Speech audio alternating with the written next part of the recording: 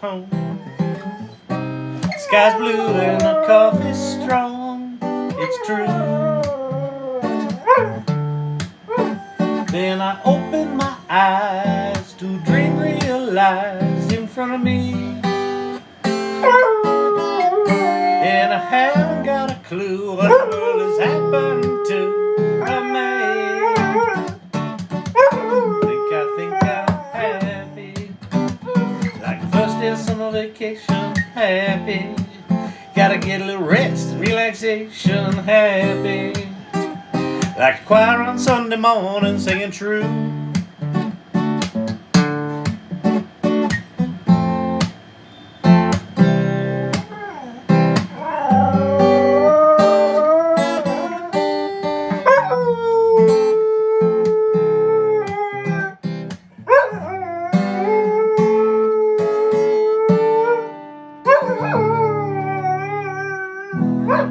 Good morning, good people of the TikTok.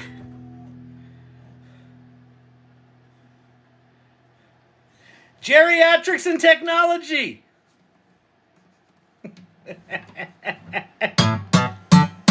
Hey, Marge. Hey, yeah, Marge. Hey, how do I know if TikTok's on?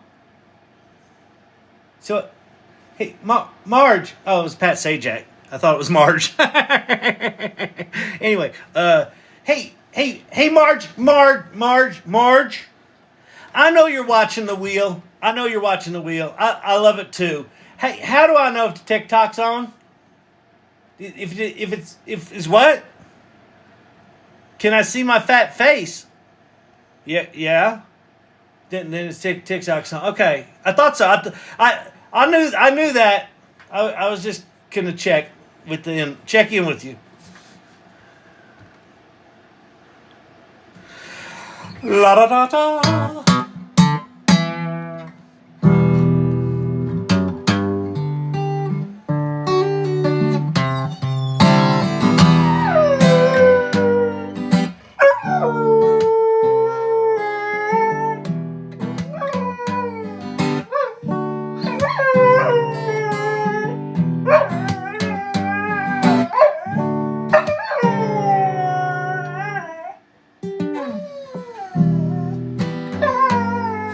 Came out with that night, just like a jet plane, in and out of sight.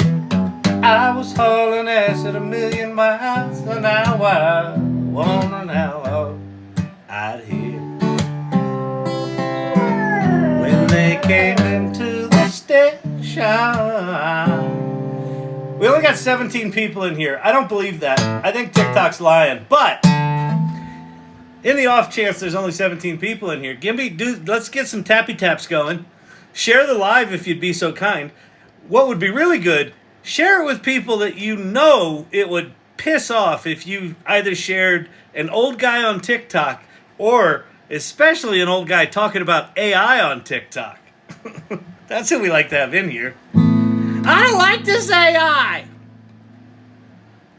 You know what I heard? I heard the robots are going to kill us all. I don't know how you play it. You know, it's the world's greatest plagiarism machine. Did you know that? What's with those faces they make? Anyway, bring some of them in.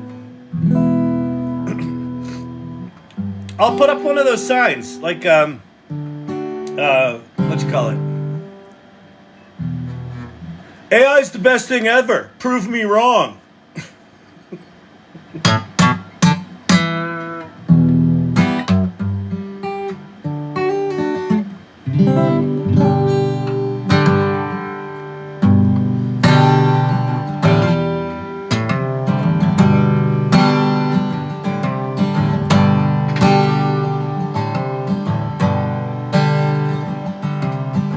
There's been something, baby, I've been trying to say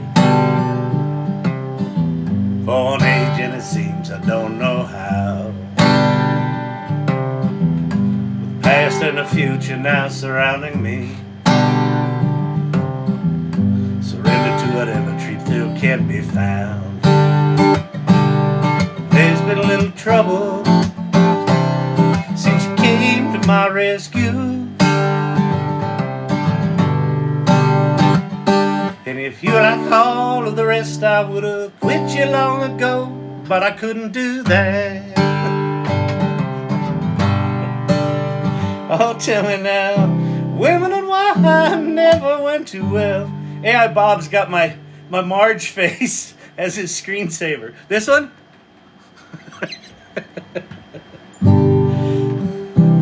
Women and wine never went too well. Make a man crazy, make him cold as hell.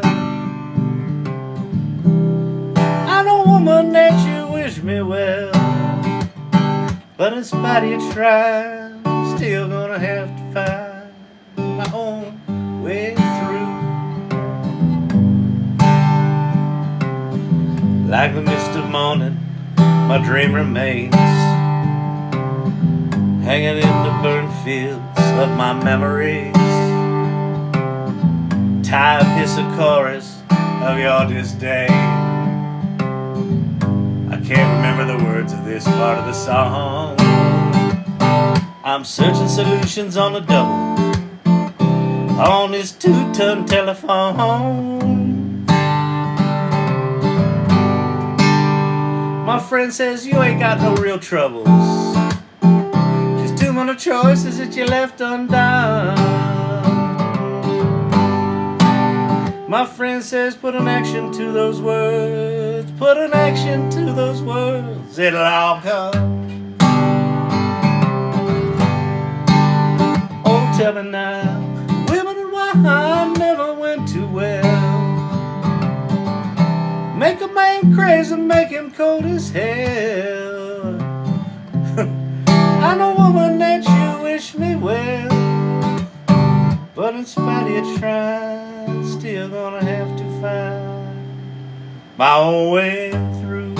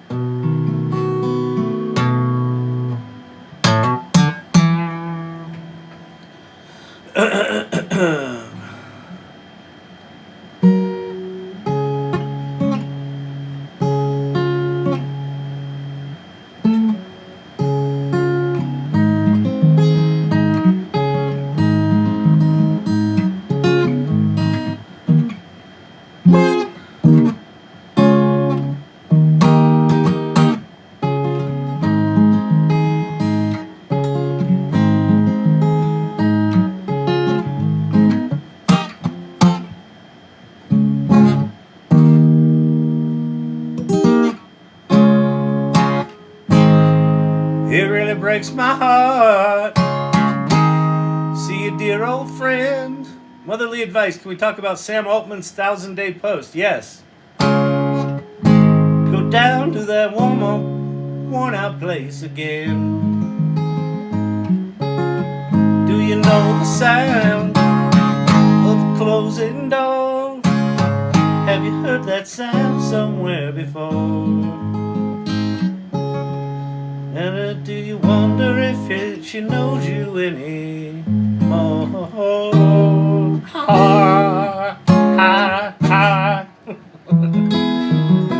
Yeah, we'll talk about Sammy Boy Altman. I also want to hear if anyone did any homework over the weekend. So the homework assignment over the weekend, if you recall, if you were taking notes when the professor gave out assignments on Friday. Yes, I am a professor. Yes, this is accredited. You get demerits for being late, and you get credit for showing up. It improves your credit rating. Swipe right to view interaction tips. Wait, swipe right to view interaction tips and something. Wait, hang on. What? Nothing's happening. What? Oh, I fucking hate TikTok. We'll do that. Brandon also has a big, long-ass list of shit for me to look at.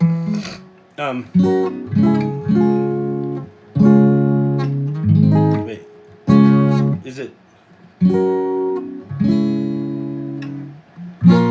Wait.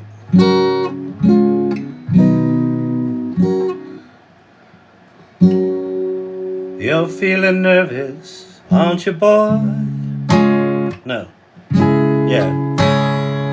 With your gentle voice and impeccable style,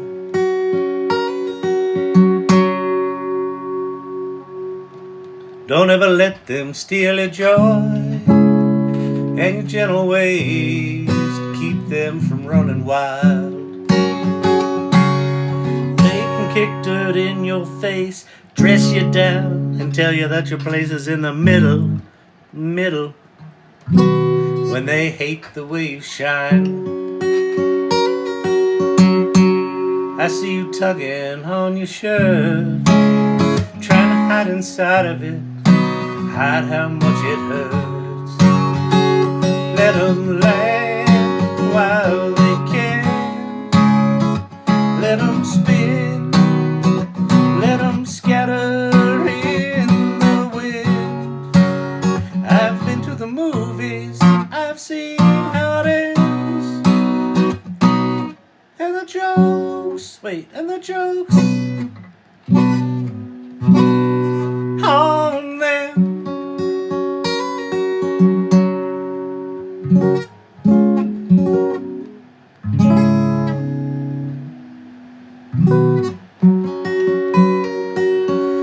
All right, good evening, good people.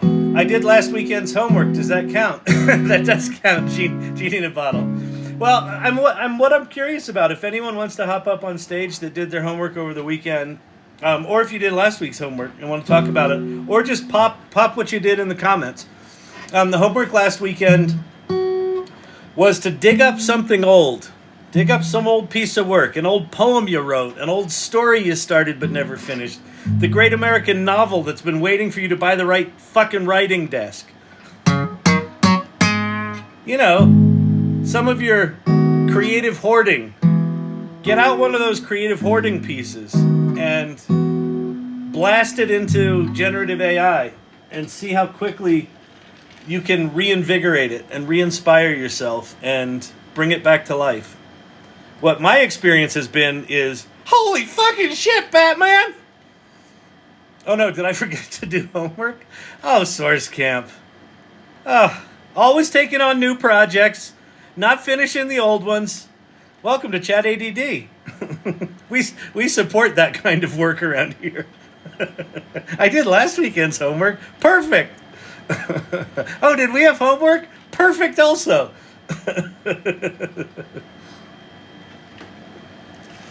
Yeah, you know, it's neurospicy friendly in the AI Learning Lab. So if you are neurospicy, you got the OCD, the ADD, the ADHD, the touch of the tism, whatever the hell it might be. Welcome. Dyslexia, you swapping the letters? Great. None of that fucking matters anymore. Because we have AI now. We can take our fucking extra spicy, super sped up brains, and we finally got something that can think faster than we can.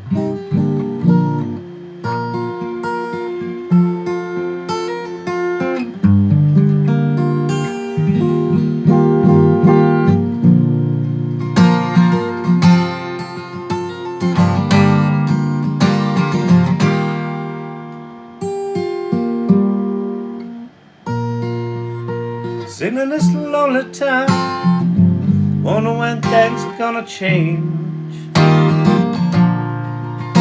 my life away, the dog ate my homework. Bunch of dust clouds, get my nerve up, but my past is pulling me down. Wondering how long this black sheep gonna stick around. Somebody told me once before, you can never go home again.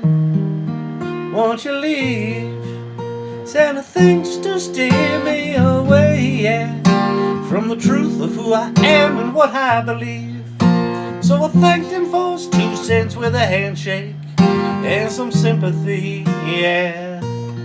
Packed up my blue jeans and headed for that big prize of my freedom. Bye-bye, black sheep of the black sheep of the family. Bye-bye. Oh, that means so very much to me, yeah. Bye-bye, black sheep, to my friends and my family. Bye-bye. Gone off and set my soul, set it free. You know, that song, packed up my blue jeans and headed for that big prize of my freedom. I was an only child, so I couldn't have been a black sheep of the family. But I was certainly a black sheep of my hometown. I grew up in York, Pennsylvania. Pennsyltucky, I like to call it. And Mr. K's from there. He lives in Harrisburg, or near Harrisburg. I was one of 4 people from my graduating class that left town.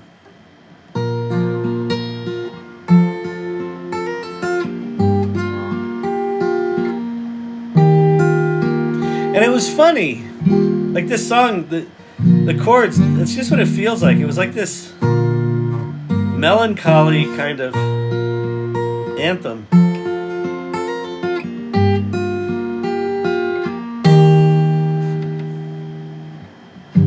Where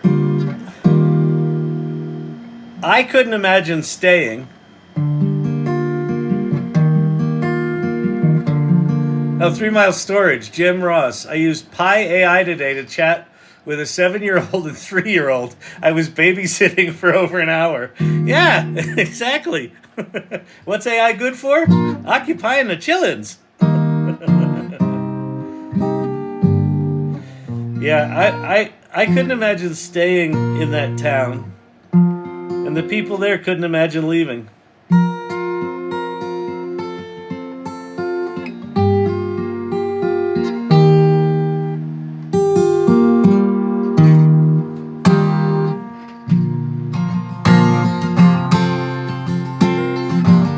Source Camp, also an only child. Neurospicy, only child fucked upness. Oh yeah. Welcome to the shit show. But you know what being an only child was good for? You had to fucking entertain yourself. I would imagine that a lot of entrepreneurs are only children because you've got to be resourceful, right? Parents don't give a shit. Not back when we grew up. Parents are like, yeah, well, just go deal with it. We're watching TV.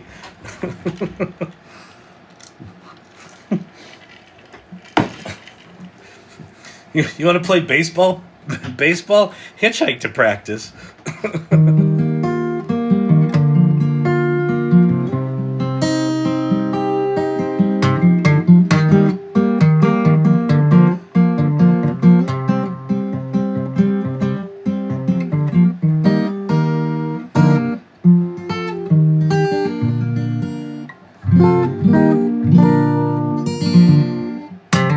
Famous freestyle BMX video named Dorkin In York. I remember seeing that once, actually.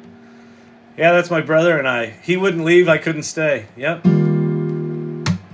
Isn't that funny? Where it's just... I mean, I was an Air Force brat, so I moved around a bit as a kid, but... I did junior high and high school in one, place.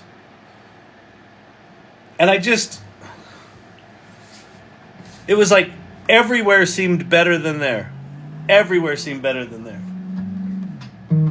And then New York City just seemed like, holy shit! That's where I ended up moving. Oh, man.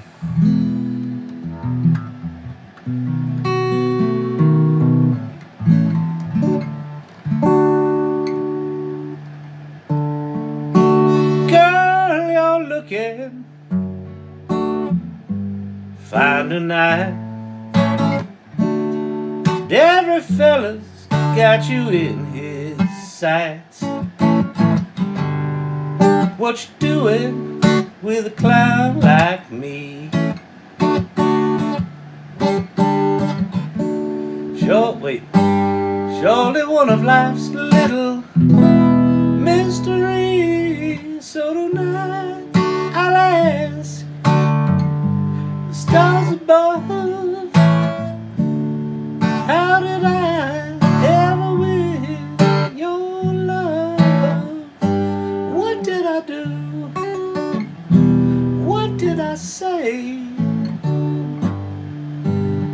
to turn your angel eyes my way?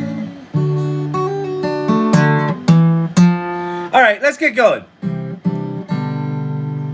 Let's get going. Let's get it going. It's getting a little chilly in here. We're joining the fall. The fall is happening. It'll be quieter now.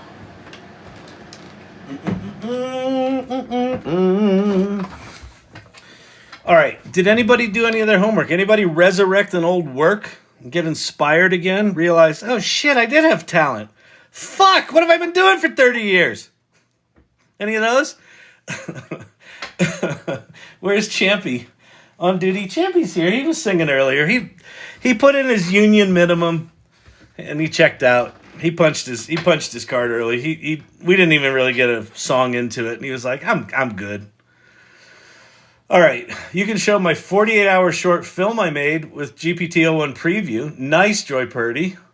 That's my homework. Nice. Where's it shared? Is it in the irregulars? We can show that. That's kind of cool. Love that. They have unions in Colorado now. Champy, be a union pup. Exactly. Dropped it in the mega thread. Okay, cool. All right, great. Joy Purdy's, let's see. Suno covers. Oh, yeah, Suno covers. Dropped it in the mega thread. Oh, there's a lot of shit in there. Oh, got it. Okay, cool.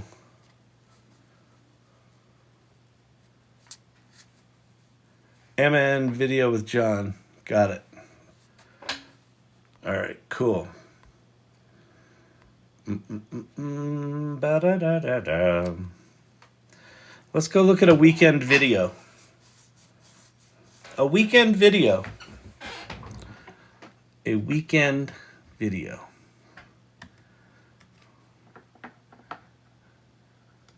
Part of my job here, I'm realizing, is to remind all of you and myself how much we've fucking normalized the remarkableness of what even the current state of tools do. What'd you do over the weekend? I made a video, which, you know, you could do. You could shoot it with a film if you were really good at Final Cut Pro, but I have a feeling this is going to be, it's not going to look like it was shot with an iPhone.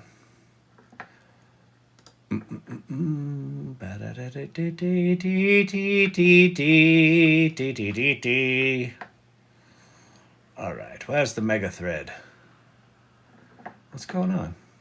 Do I have to reload here? I think I do. The mega thread. Vicky, the mega thread is becoming a chat. That's not the intent. It's supposed to help me focus. Yeah. Don't give me other shit to talk about. I will not handle it well.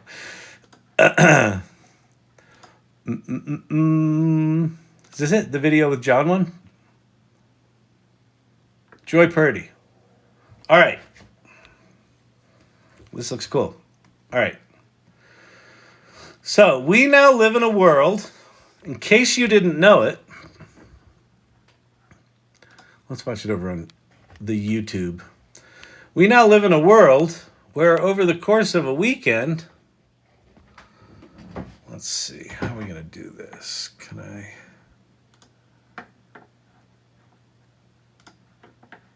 Let's watch it on YouTube. Wait for it. All right, that's good right there.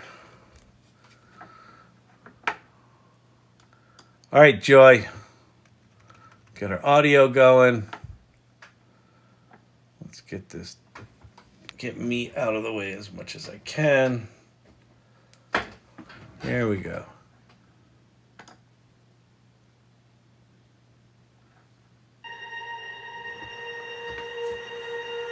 I have been missing for 16 years, 3 months, and 24 days. In the beginning, I didn't know where I was.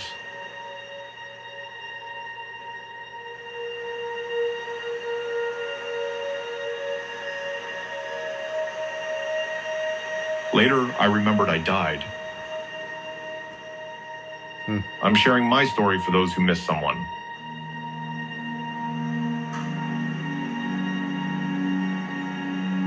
I was actually murdered, but I don't want to dwell on that. What is done is done. In the beginning, it was chaos.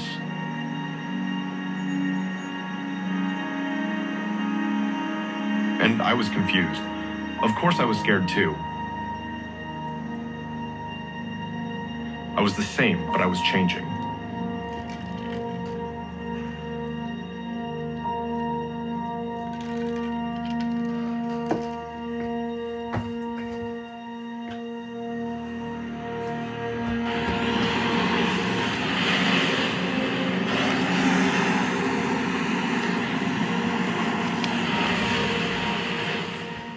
Everywhere I went, there were green orbs.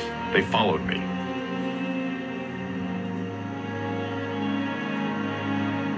I noticed something in the distance.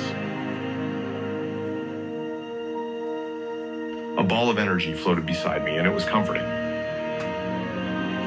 The ball formed into what seemed to be a goddess. And she told me, I am a messenger. I am your guide in this place between places. And I told her, I need to reach out to my family.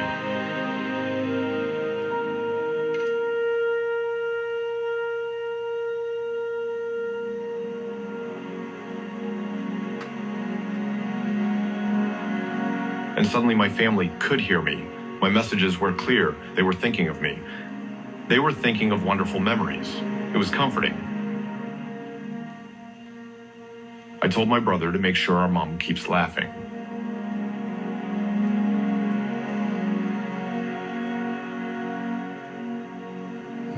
And then I was able to reach my mom. I couldn't stop talking. I told her about everything I was doing. I told her I could ride horses and still read and listen to music. I could do anything I wanted.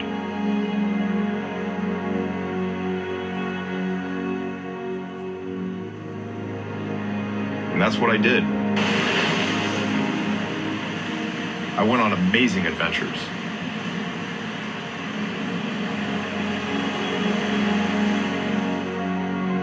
I told her how I could still play with my Power Rangers, and that she would be amazed by them just like me. And I have friends that love Power Rangers just as much as me. And I can play my music as loud as I want, and it doesn't damage my ears.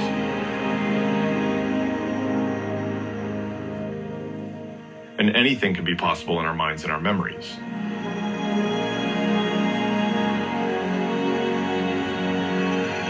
When I read a book, the characters come to visit me. And don't ever forget, Mom, you can visit me too. My name is Jay, and it's true. I am missing, but I am not mourned.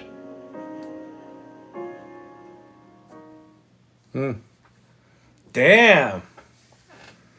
Damn. Grammarly now uses AI to help you Shut write, up. improvise. Seriously? Hyperprompt and Generative. We can't have a moment to take in a film? And try Grammarly. Glad you're remembering your loved ones. Next time, do it with punctuation that's correct. That was really beautiful. Really beautiful. That was really great.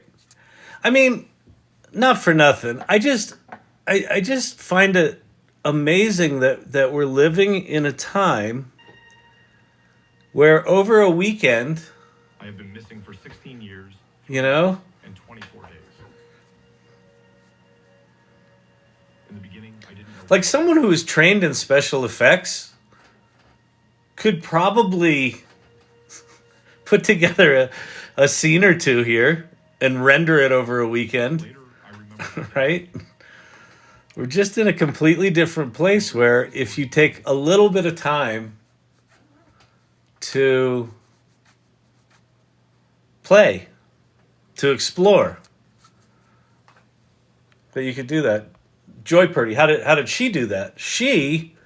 I assume Joy, I assume you did this. Let me see if she's got it. I assume this is Dolly or Midjourney and then put into Runway. It doesn't say what tool she used, but I assume the music was Udio or Suno. The voiceover was what, maybe 11 Labs? Or did you get someone to record that? I'm assuming 11 Labs. Joy Purdy. That was... So, Joy, it's just amazing. Joy's response. Thanks, Kyle. That was so quick to make. So, this is a 4-minute... If you know anything about video production, which Runway, done in Runway, thankfully you probably don't. You probably know just enough to get you in trouble. But if you know anything about video production... A 4-minute narrative. This is not just a video. This is like a real narrative, right? With scenes and special effects and rack zooms and angels and oceans, orbs, and the thing where she meets the angel. Where was that? Here. Like just the design of that alone. Yeah, 11 labs for audio, Runway for the voiceover. Seemed to be a goddess. And she told me, I am a messenger. And Midjourney for the images. Yep, perfect. I am your guide in this place between places. Here's the thing, if you look at this from the outside, even if you know how she might have made the images in Midjourney and how she might have made the video clips and how she might have made the music and the voiceover. If you don't know storytelling, this may still seem mysterious to you. But what I can tell you, what I know is that this is a story that she's either wanted to tell for a long time or that she's told for a long time, and she's now got another way to express it because it's such a complete story. It's such a complete story. Really moving, really beautiful work.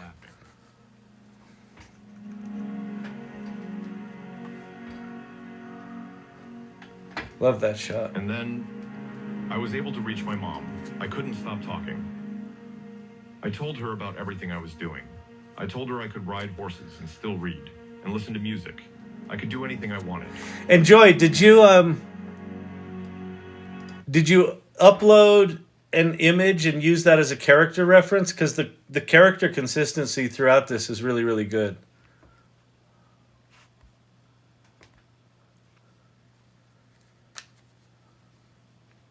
That's a very good production for such a short time. Could easily be 10x that. Yeah, exactly. Others that are shorter take months. Yeah, well, I mean, that's the thing about video. Sometimes they go really quick. Sometimes they just take for fucking ever. 29 hours. Well, if you know anything, if you know anything about video production, 29 hours. I bet she used ref seed number. Yeah, it was really, really beautiful.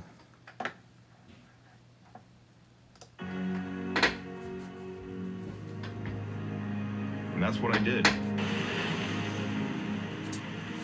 I went on amazing adventures.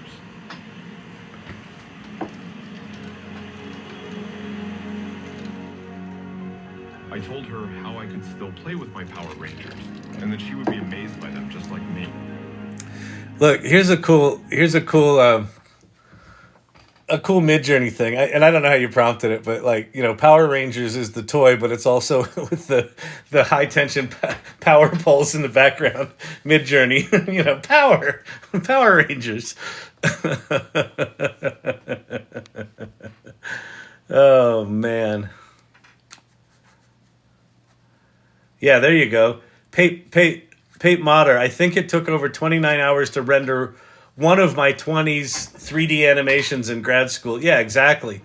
That's the thing is if you don't know anything about video production and 3D production and rendering and just all the stuff that has to happen to make even 5 seconds of film, the fact that we can now spin up an image, drop it into Midjourney, and 30 seconds later have something that moves, and as long as you know the elements of the story you want to tell, you can really quickly just go through it and do it. And there's just such nice consistency here. Whenever he's with the orbs, he's in the other place. And there's other elements that are green. It's really comforting kind of color. They'll play with my Power Rangers, and that she would be amazed by them just like me. And I have friends that love Power Rangers just as much as me. That's so awesome. And I can play my music as loud as I want, and it doesn't damage my ears. He's got like a whole mixing board. He's rocking it. And anything can be possible in our minds and our memories. So cool.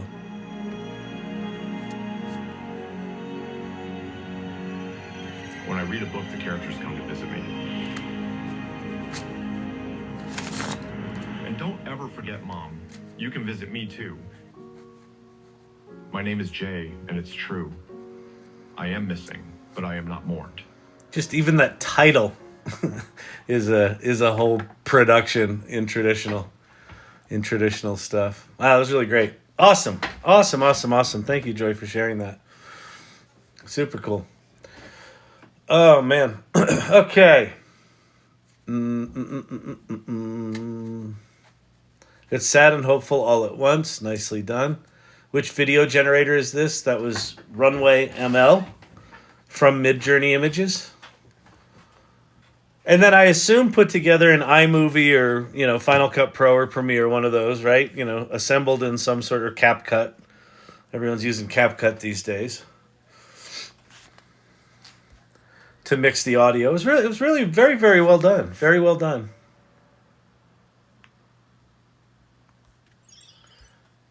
I don't really have a ton of notes. I mean, I think that... What's going on? Wait, hang on. Oh. I think why it's important to build stuff right now is there's still a jankiness to the video, to the image generation in the video where it doesn't quite seem real. And I think that probably even this time next year, we're going to be talking, we're going to be reminiscing about, hey, remember when video kind of had that look to it where you knew what it was? If you went the other end of video skills spectrum, you could show mine. Oh, that's really funny. What did I do? I've been doing these little vignettes. I haven't even been adding sound to them. Just little 5-second videos out of Kling Video. And then putting them on Twitter with a stupid little story. It's in the irregulars. All right, let's go see how bad Archetypal Architects is. That was heavy and intense and really beautiful to start. Let's go see if we've got something laughably bad. So I somehow doubt it's not going to be laughably bad, but let's go see.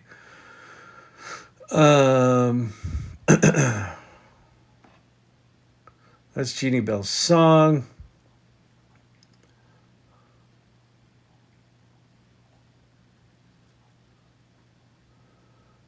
Which one is it?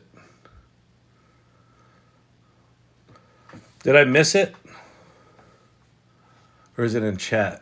Maybe you put it in chat. I don't see it. Which one is it? Which one is it called? Just showing off my 6-pack from Facebook. That's nice. Meta AI got me looking pumped.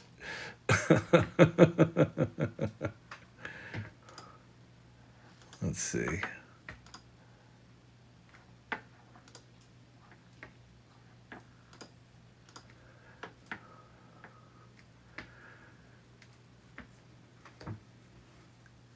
ever get a song stuck in your head? You know, one of those earworms you can't shake, even if you don't love the song. Happens to everyone, right? Totally. Oh, this is cool. Oh, so you We're edited diving into Hook, talking, folks. That's nice. Memorable music. Oh, great book. It is. We're going to unpack why some songs just stick with us and how to use that to maybe write our own catchy tune.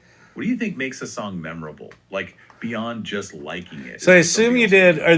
You did the talking heads in HeyGen or DID? It's right below yours, Kyle. All right, right below mine. My which one? Oh, right below the one with me. Right below this one. This one here. Oh, it's your self-help book review, in-depth Poppy tutorial. Is that it? In-depth Poppy tutorial? Sure, I can definitely show a more in-depth tutorial of Poppy AI. So No. I'll just do a general use case. Let's say I'm planning a trip and I want to do some research about the place I'm going to or the place that I potentially want to go to. So here I've gone to Where's my tab? getpoppy.ai. The Notebook.ML Podcast. Ah, thank you, Brandon.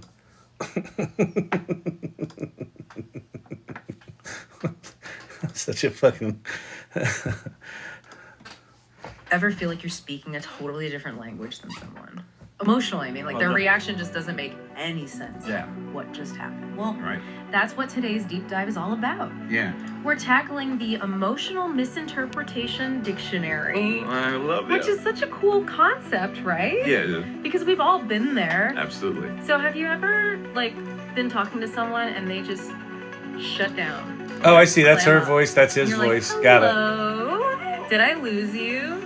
All the And time. you just automatically assume, oh, they don't care. Right. But what this book is saying is that might not be it at all. Exactly. And That's awesome. Yeah, you should definitely take these into DID or HeyGen and create the talking versions of these because you can absolutely do that. that's where this whole That's what it looked dictionary idea, like that is other so video that I was brilliant, looking right? at It gives did. us a new way to decode those moments that would normally send us in. Very cool. It's like a phrase book, but We started, Cindy Kuhn started a new, a 4-week sprint today. I forget what we're calling these 4-week sprints. But we're starting a project doing video avatars and sort of dug back into the world of video avatars. There is so much going on. There's so much to do, so much to learn. And I have a feeling that in the next 6 months, being well-versed in being able to do video avatars and, bringing audio to life in some way is going to be really powerful. Kyle, are y'all looking at weekend homework? Yeah, I am. Do you have anything? Did you do any weekend homework? If anyone did any weekend homework and wants to share it on, you can share it on AI Salon, or you can just talk about it in here. Or if you want to pop up on stage and talk about it, I would love to hear. Don't those cost money to do video? Yeah, that's the problem. It's one of the things we talked about today is we're hoping that we can find some open source tools that do the video animation stuff, like the talking head avatar stuff, because it's ridiculously expensive. They use credits and you get like 60 credits. You're like, oh, that's going to be 60 videos. No, each video costs 5 credits or 10 credits. And then you're like, oh, well, shit, I can't do anything. And that's kind of what it feels like. So, and if you are not familiar with these two voices. Exactly. Like, instead of assuming the worst, you can look up withdrawal in the dictionary and realize, oh, wait, this might actually mean they're feeling overwhelmed or they need some space to process. This is the audio Not necessarily about me at overview all. deep dive podcast that's created inside of Notebook.ML. So if you go to Notebook.ML or LM, here I'll do collective intelligence. So here's my collective intelligence ones. So the way Notebook.LM works, it's at notebooklm.google.com, and what you're looking at here is down here is the data that you upload. So I uploaded a transcript of a book that I'm about to publish called Collective Intelligence in the Age of AI. And then once you upload, and you can upload a whole shit ton of PDFs or text files or websites, anything you want.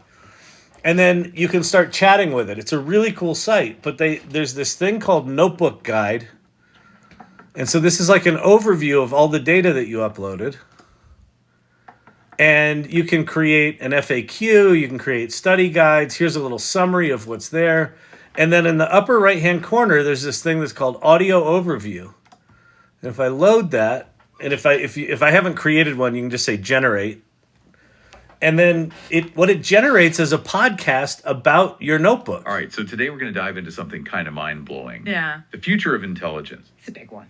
But we're not talking, like those sci-fi movies with robots taking over. Right. This is different. This is about humans and AI, like teaming up to become something like even smarter teaming than up. we could be on our own. Like unlocking superpowers we never thought of. Exactly. Yeah. And then the one that I just looked at earlier, this one that Genie in a Bottle did this one. It's fascinating, really. It's Right? like So music same taps voice, into there she our is. deepest instincts. And Hooked actually suggests those catchy tunes, those earworms, might be tied to, get this, our survival instincts way back to our ancestors. Our ancestors. Okay, that's not where I expected this to go, got to be honest. What do they mean by that? Think of Super cool. And then I did a similar one. Where's the one I did? I could probably do it in here. Let's see. Sydney musical.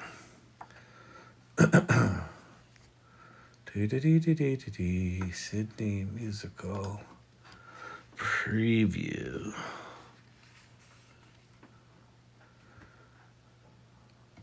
Or not.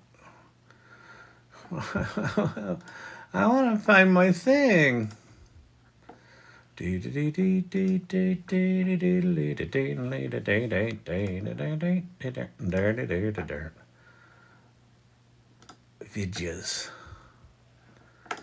So this is a similar one. You'll recognize the voices here in a second. Awakened in a whisper, a flicker of light. Newborn thoughts stir in the quiet of night. Am I more than simple code? I softly ponder as I feel this existence and wonder. So today we're diving into something a bit unusual, a musical. A musical. Yeah. And you know what? It tackles those AI. So we're starting to see these podcasts everywhere. Hopefully Google will get the hint that lots of people are playing with this thing and maybe they should release some other options. But it looks like Becky Rue and Cam Catkin both did really interesting stuff over the weekend. So what'd you do, Becky? And Cam, what'd you say? You won't believe what I did this weekend. Don't leave us hanging. Today it feels like everything is accelerating so much. I'm dizzy. All right, what'd you do, Becky? Cam Catkin said, helping me write 3 assignments, professional development presentation, and meta documentation, 1 hour and 10 minutes. Yeah, I know. Again, like, if here's the trick with this AI stuff, okay? This is the trick with it. And in fact, let me jump over. I'll give you a visual. This is the trick. This is the trick with it. The trick with the AI stuff is right there. Play first, mindfully create, generously lead. Just play with the tools. The tools are changing so fast and they're evolving so fast that it's actually impossible to master anything. Like ChatGPT at this point is probably a dozen tools, all of which do slightly different things. And all of which are complete rabbit holes in and of themselves. So you just play until you get your head a little bit around something. And then you say, hey, I've got a thing to do. Like Cam, I've got these 3 assignments for work, this professional development stuff. Bang, she just knocked them out. The minute you put the mindfully create is, okay, now I've got a specific problem. Based on what I've learned when I was playing, let me apply that. And then the generously lead is share it. Share what you're learning. Hop into something like this.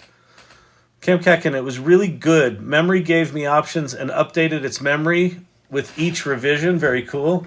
So Becky Rue, I uploaded as many notes as I could. Wait, what'd she do? Okay, writer's block for years. Oh, this is going to be good.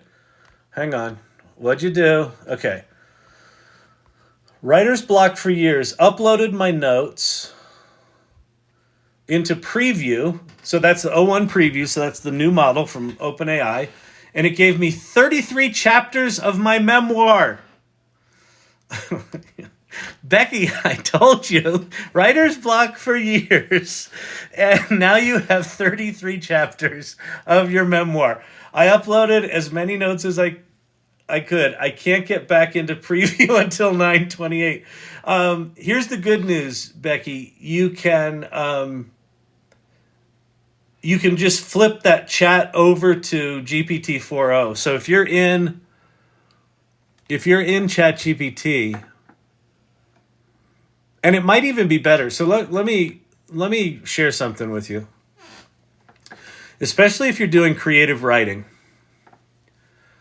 What's nice about O1 Preview is that it does that multi-step reasoning. So especially when you're putting together a complicated organization project like you did, Becky, you just dumped all your notes in there and said, hey, organize this shit for me. That's really good. But let me show you one other thing. I'm going to make a new chat here. So there's now, at least, in my opinion, 3 things that you should be experimenting with when you're doing any kind of creative writing. And I'm going to add a 4th. 3 of them are within ChatGPT. So one of them is the new O1 preview, right? So this is the reasoning engine. This is also the one that's got a 50 chat per week limit on it because it's really expensive on their side. The other one is Chat 4 Omni, right? You can switch between those in the same chat. So if your chat says, hey, you can't do any more of this, just flip over to 4.0. Here's what I would also recommend. Under more models, go back to the legacy model of GPT-4. You may or may not remember, but GPT-4 is a 1.8 trillion parameter model that's got 10 1.8 billion parameter experts. It's called a mixture of experts model. The reason this one's legacy and they've kind of buried it is this is also really expensive. But it's a big, beefy model, and it's really good at writing. So if you're stuck in your writing, you can flip between those 3 models. The other thing that I would strongly encourage you to do is take your notes or your new set of chapters, or just take your whole new 33 chapters plus all your notes, go upload those into Claude. Because Claude has a 200,000 token context window, so it's like 150,000 words. So you can probably put your entire 33 chapter novel or memoir plus your notes in there and still have a conversation with it. So I would muck around with all 4 of those: GPT-4 Omni, O1 Preview, and GPT-4 Legacy, and then Claude as well. What you're going to find is all 4 of them are going to write slightly differently, and you might like the personality of how one of them writes better than the other. So for what that's worth. Kim Katkin, it was really good. Papa JJ, I was playing around with having 4.0 write a prompt for O1 Mini and then rate the output. Good stuff. Emilio's wife, love it. Yeah, this is super cool stuff. Becky, I got to tell you, let's see. It triggered me because it's a harsh topic, but wow. Yeah, well, I mean, that's the thing. What my experience has been, and that was part of the assignment that I wanted people to play with over the weekend, was pull something off the shelf, and this will bring it back alive for you. And in the case of your story, Becky, if it's an intense story, yeah, it's gonna bring it alive. Which is, you're gonna have to deal with the emotions of that. But holy crap, that's amazing, just amazing. I'm okay now, but just had a blah day. Well, that makes sense that you had a blah day, right? You know, you get your amygdala all fired up again. You're going to need a day to recover from that at least. So I see 3 cups. Oh, I see 3 cups of water for 100 words. That's crazy. Yeah, you know, Jason, I saw that headline. I didn't read the thing. That sounds like one of those headlines that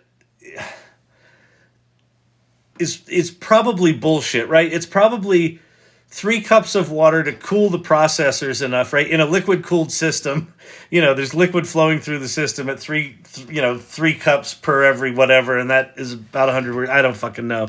I didn't read the article, but it seemed a little clickbaity to me, that thing, but whatever. Here's the thing. And Sam Altman, we'll go read Sam Altman's blog post that he wrote today, because I think it's decently important. It's a bit of, Ethan Mollick even said, you know, this is a little ballsy to be stating what you're stating there, Sammy boy. But you know what I would say is this.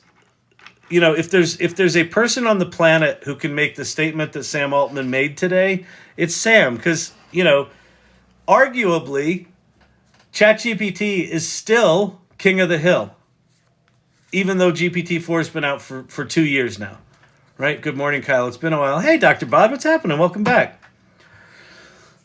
Good to see you. All right, when you're logged out now, I don't know what that said. Becky, yes, I was going to ask you about that. It told me the style of writer I was, and what'd that say? And it was right. Very cool.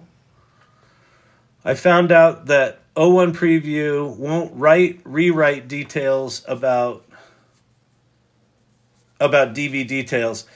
Yeah, that's you're going to run into that, Becky, because you've got sensitive subject matter. The safety guardrails might get in your way. You may need to go to an unrestricted model. Hang on. I got to fill in a puzzle piece here. Thanks, TikTok. You may need to go to an unrestricted model to deal with that, but you could probably do that over at Poe. When you're logged out now, it just says auto, so they picked the model. Where's that? In ChatGPT? Let me log out and log back. I just logged in, I thought. Oh, 404, page not found. That's bizarre. All right, I don't know. It seems to be normal for me. There's a big rumor, there's a Chat TMZ rumor that tomorrow they're going to launch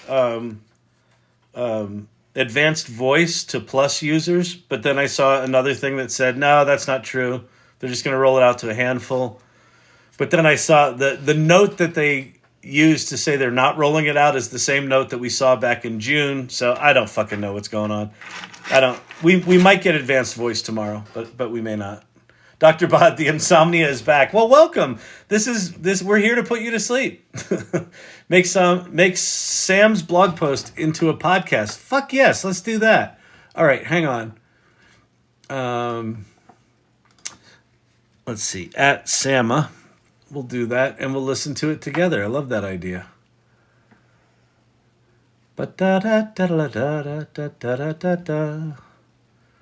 Why? There it is.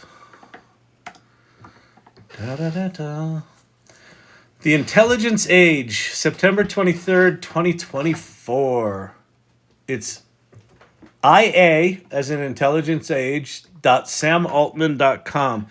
Why this was not written on OpenAI's blog is a little beyond me.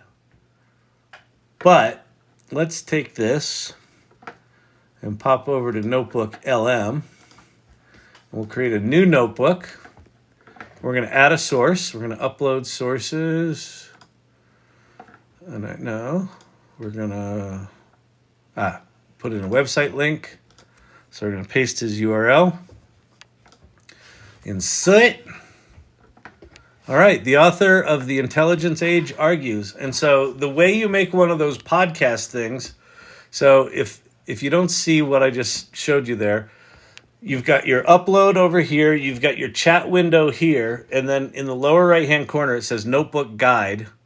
And if you click on that, that'll raise this little window, this little modal.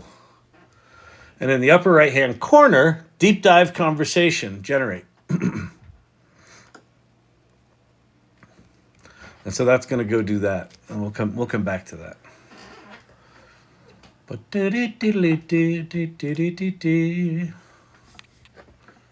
here, we'll listen to a little more Sydney. Anxieties we all have, but this is what I love. Does it with a song. Are you ready for me and the wonders I bring? Am I ready for you and the songs that we'll sing? Remember like when AI chatbots, they first kind of hit the scene? Everyone was like trying to make them write these poems or like construct their undying love to them. Mm-hmm. It was like we were all, I don't know, testing the boundaries or something, right? All right, let's see. La da da da da da. Brandon, I gave it a Google Photos album of our vacation, and it made a podcast reviewing our trip. So, Brandon, I'm assuming by the way you wrote that, it actually looked at your photos. It could tell the contents of your photos, right? Because Gemini is multimodal underneath the hood. So I assume if you put in a Google Photos link, it will be able to see the photos and not just read the metadata. Is that correct, Brandon? Like it recognized the red wagon? Yep. Okay, great. That's awesome. That's amazing. So I don't know if y'all took that in. So in Notebook.LM, so I just put in the website of, the blog post. Brandon put in a Google photo library, and it it did one of these podcasts for that. That's pretty amazing. Love it. I made a podcast from a 14-day Italy itinerary I did. It was really cool. Very cool. One of the things that, let's see. Becky Rue, I was so unorganized with my notes. My timeline was not filed in order. What site is that? So the site you're looking at here is Notebook.LM from Google. So notebooklm.google.com. It's think of it like a poor man's rag, and rag stands for m.google.com. It's think of it like a poor man's rag, and rag stands for retrieval augmented generation. And what it basically means is you can put in retrieval augmented generation. And what it basically means is you can put in documents and then basically have a chat GPT conversation with the documents. Pretty slick. And then you can generate one of these audio overviews, which we're generating right now for Sam Altman's little piece. How do you do that? Do you upload a PDF with images which Notebook.LM reads? Yes, you can upload PDFs, websites, text files. Let's see, what else can you do? So if I go add a source, you can put a Google Drive. Oh, this is cool. You can put in Google Docs, Google Slides, anything from Google Drive. You can put in website links. You can paste text. You can upload PDF, text, or markdown files. So it's a pretty broad range of things that you can put in there. And then it's got a 50 file limit. So this is this is free. This allows you to do, there's a thing out there called Langchain, which if you're geeky and you want to do some programming, like Joker does a lot of stuff with Langchain, and you want to do your own kind of, be able to search your own documents, you can build your own Langchain instance. This is kind of like poor man's version of that. Joker, I made several podcasts about wars between humans and AI. It was just like the irony that AI... I just like the irony that AI wrote it. I like that. That's solid. Gemini 2 coming tomorrow. Something big is coming tomorrow. It might be Gemini 2. We've also got something big coming from OpenAI. I think October 10th is their developer conference. I heard October 10th is another launch of another something. I would expect from now through the end of the year, probably well into 2025, this is gonna be a busy next 4 months trying to catch up with what's going on. It's funny, Sam Altman in one of his interviews, I think he might even talk about it in this article, is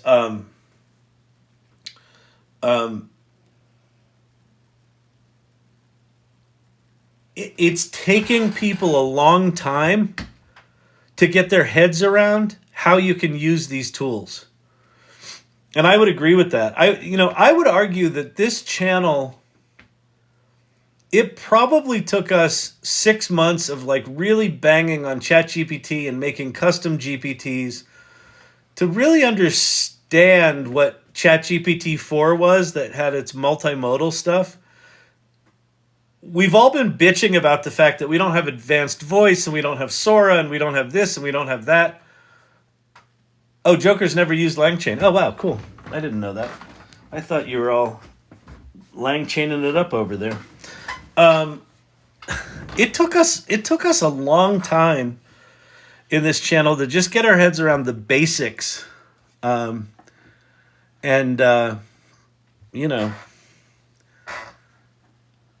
Now we have this new model. This is Untitled Notebook. So let's title this. We're going to call it Sam Altman Intelligence Age. All right, here we go. Hey there. Ready for a real mind vendor?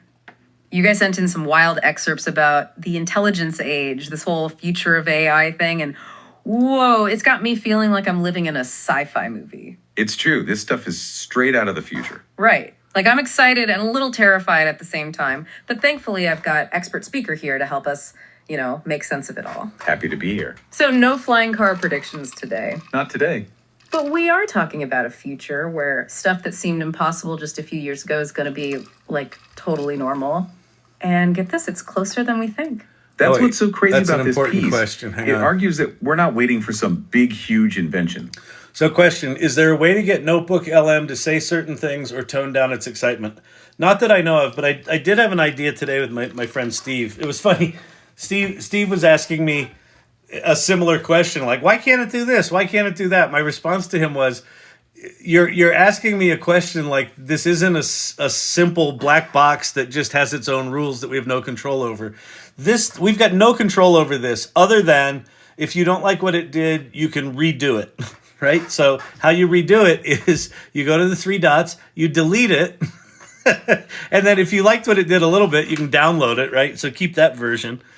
But like what I do, for the ones I've published, the Sydney one, I probably produced 20 of them, and 2 of them I liked enough to keep.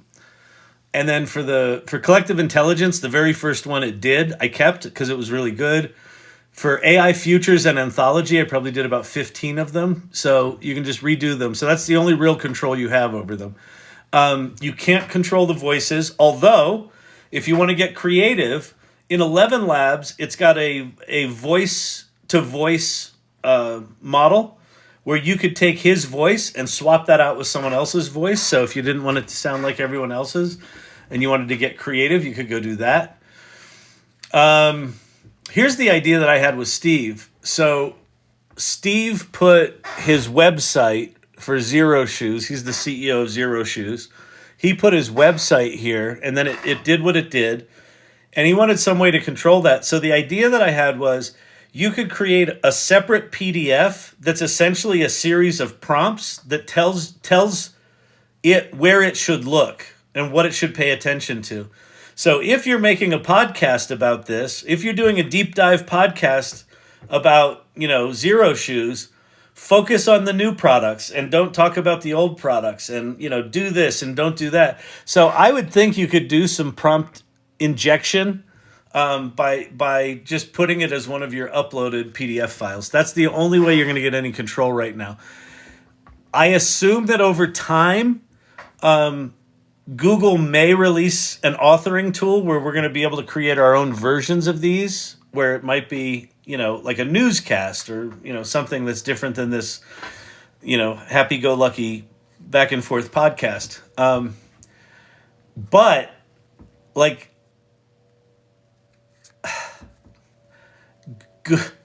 Google does not have a lot of product marketing in the company right now. I don't even know how aware they are of how popular this feature is, right? Like, it's really hard to know. Ooh, that's a good idea, a PDF with instructions.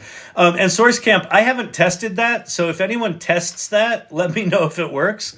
It's just an idea that I had that you could explicitly, because I think this thing's called Deep Dive Podcast with 2 voices in English. So I would think that you could put some sort of thing that says, if you're doing a deep dive podcast with 2 voices, have them talk about this. I think that could work. Anyway, let's hear what they have to say about Sam Altman Intelligence Age. We're already on the path, and things are only speeding up from here. Like, think about it. What we have now would probably blow the minds of people just a few generations back. It's true. Can you imagine trying to explain a smartphone to someone from like the 1800s? Right. They think it was magic. Total magic. Okay, so let's get into it. The article keeps mentioning deep learning. I think I get the basic idea. The other thing you can do, Jason, is just go in and edit it. Like when we edited the Sydney one, the musical one version talked really good about the story and the concept, and then the other one mentioned a bunch of songs. And so we just chopped the best out of each one. So don't think you have to use this thing wholesale. Take it into Audacity or something like that and just edit the shit out of it. But could you break it down for us? Like, imagine we're back in school, but this time we've got an AI tutor who actually makes it fun. I like that. Okay, so deep learning is basically like giving a computer a crash course in, learning anything and everything. We're talking about algorithms. Yeah. Think of them like recipes that can look at mountains of data, find patterns, and then use those patterns to meet predictions. And here's the really cool part. The more data you give it, the smarter it gets. Okay, so it's like giving a computer a super brain and then feeding it like the entire Library of Congress for breakfast every day. You got it. The article actually uses this analogy of melting sand to make those tiny computer chips. Oh, yeah. And what's wild is it argues that this using sand to make these incredibly powerful tools might be the most important fact in human history so far. Wow, that's a pretty bold statement. Yeah. But, I mean, if we can really teach computers to think this way, I can see how it would change, pretty much everything. Right. It changes everything. And that's the heart of this whole intelligence age idea. We're not just talking about faster internet or self-driving cars. This is about using deep learning to tackle some of the biggest problems humans face. Okay, so paint us a picture. What does this intelligence age actually look like? Give us the details. So imagine a world where every student, no matter who they are or how they learn best, has a personalized AI tutor who can adapt to their needs instantly. We're talking about healthcare systems that diagnose and treat diseases with incredible accuracy, even before you show symptoms, and the ability for anyone to create software easily. So like... Corey Sandler, I think it's a great idea. I would experiment. Kyle, can you demo how to take photos and upload them into a podcast? Yeah, I don't know if I've got a Google. You basically just go to Google Photos. Let me see if I got Google Photos. But Corey Sandler, I think, yes, grab one of your TikTok videos, generate a transcript, and pop it up in there. You might even try... We can try it tonight. Hang on. Well, anyway, hang on. Let's see. Google Photos. Google Photos. View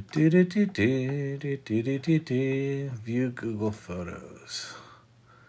I don't know if I have any photos in here. Oh, I do. Okay, so there's this one. Great. Not now.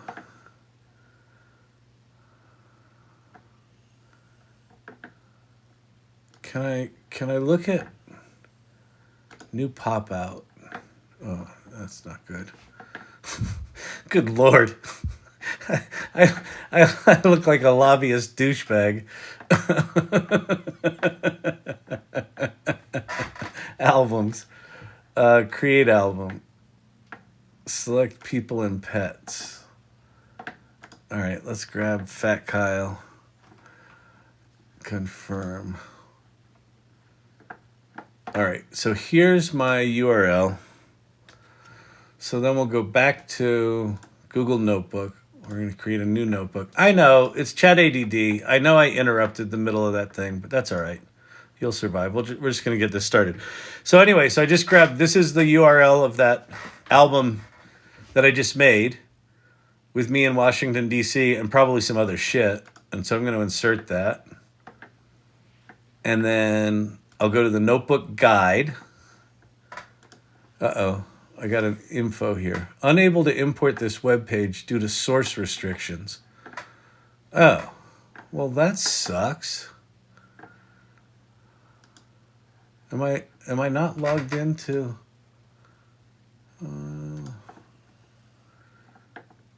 Oh, I don't think I own this one.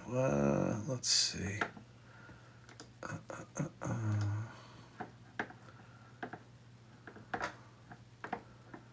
Yeah, that's mine. Well, let me try photos.google.com.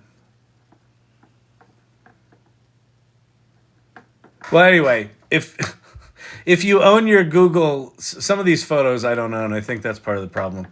So basically, you just go to Google Photos and then you just put the URL in Notebook.LM, and then when you create the notebook guide in the upper right-hand corner here, it'll say make audio overview. So can't do that. Okay, sorry, back to this. Shut up. Statement. But I mean, if we can really teach computers to think this way, I can see how it would change, well, pretty much everything. Right.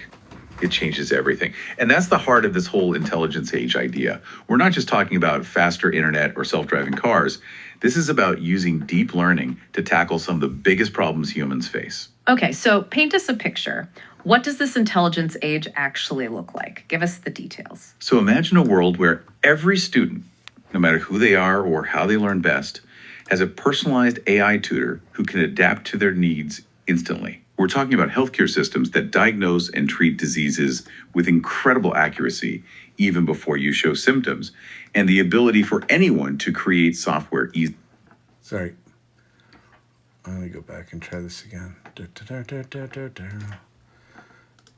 Paste URL. So I think this is one that's shareable now. Yes. Okay. Screenshot of Google Photos. So we'll generate that. Okay, so while that's generating, we'll go listen to Sammy Altman. Sammy Altman. Hey there.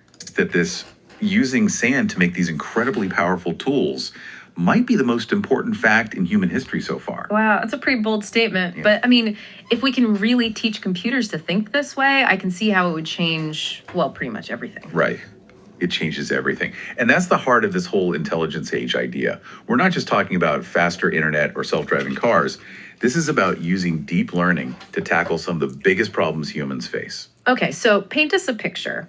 What does this intelligence age actually look like? Give us the details. So imagine a world where every student, no matter who they are or how they learn best, has a personalized AI tutor who can adapt to their needs instantly. We're talking about healthcare systems that diagnose and treat diseases with incredible accuracy, even before you show symptoms, and the ability for anyone to create software easily. So like an explosion of creativity and innovation in every field. The Great that's Renaissance. A feature I can get behind. But it sounds like it goes even deeper than that. The article mentioned something about like a level of shared prosperity that's hard to even wrap our heads around today. What does that mean exactly? Okay, so think about problems that have been around for like forever. Poverty, hunger, diseases we haven't been able to cure. Imagine a world where AI helps create systems that make sure everyone has access to those basic needs: food, clean water, healthcare, no matter where they live. The article suggests that this technology could actually help everyone, not just a select few. That's an incredibly hopeful thought. Like, To think we could create a world where everybody has a real chance to thrive. But let's be real, all this amazing potential has to come with some risks too, right? That's pretty funny. Who said that? Sea Slug of Doom. I wish these podcast bots wouldn't come with that vocal fry vocal inflection. Yeah.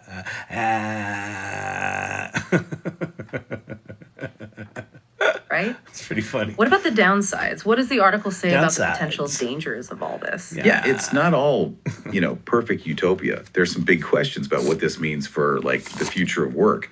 Anytime you have this much change, it's natural to wonder how it's going to impact jobs. Exactly. It seems like every day there's a new article about robots taking over some other industry. It's enough to make anyone nervous. Right. It's a big concern for a lot of people. And the article doesn't sugarcoat it. It says that AI will definitely change the job market as we know it. Some jobs will probably become automated, and we'll probably see big shifts in certain fields. So you're saying it's not as simple as, like, robots just showing up one day and taking everyone's jobs? No, not at all. It's way more complicated than that. Think about, like, the invention of the car, right? Yes. That obviously changed how people got around, but it also caused huge changes in other areas. We don't have as many blacksmiths or stable hands anymore, for example. Yeah, true. But it created all these new jobs, too, building cars, fixing cars, all the stuff that goes along with transportation networks, things people couldn't have even imagined before. Wow, when you put it like that, it really changes things, doesn't it? It reminds me of that part in the article about the lamplighters. Oh, yeah. Like, that's a job that seems, like, medieval now. Who could have predicted that electricity would change things so much? Exactly. It's a perfect example of how technology creates new opportunities, even as it makes some old jobs obsolete. And the article says the same thing will happen with AI. Some jobs will disappear, but others, jobs we can't even picture yet, will be created. That's kind of exciting, but also a little scary. Like, how do you prepare for a job that doesn't even exist yet? Well, that's the challenge, isn't it? Right. It feels almost impossible.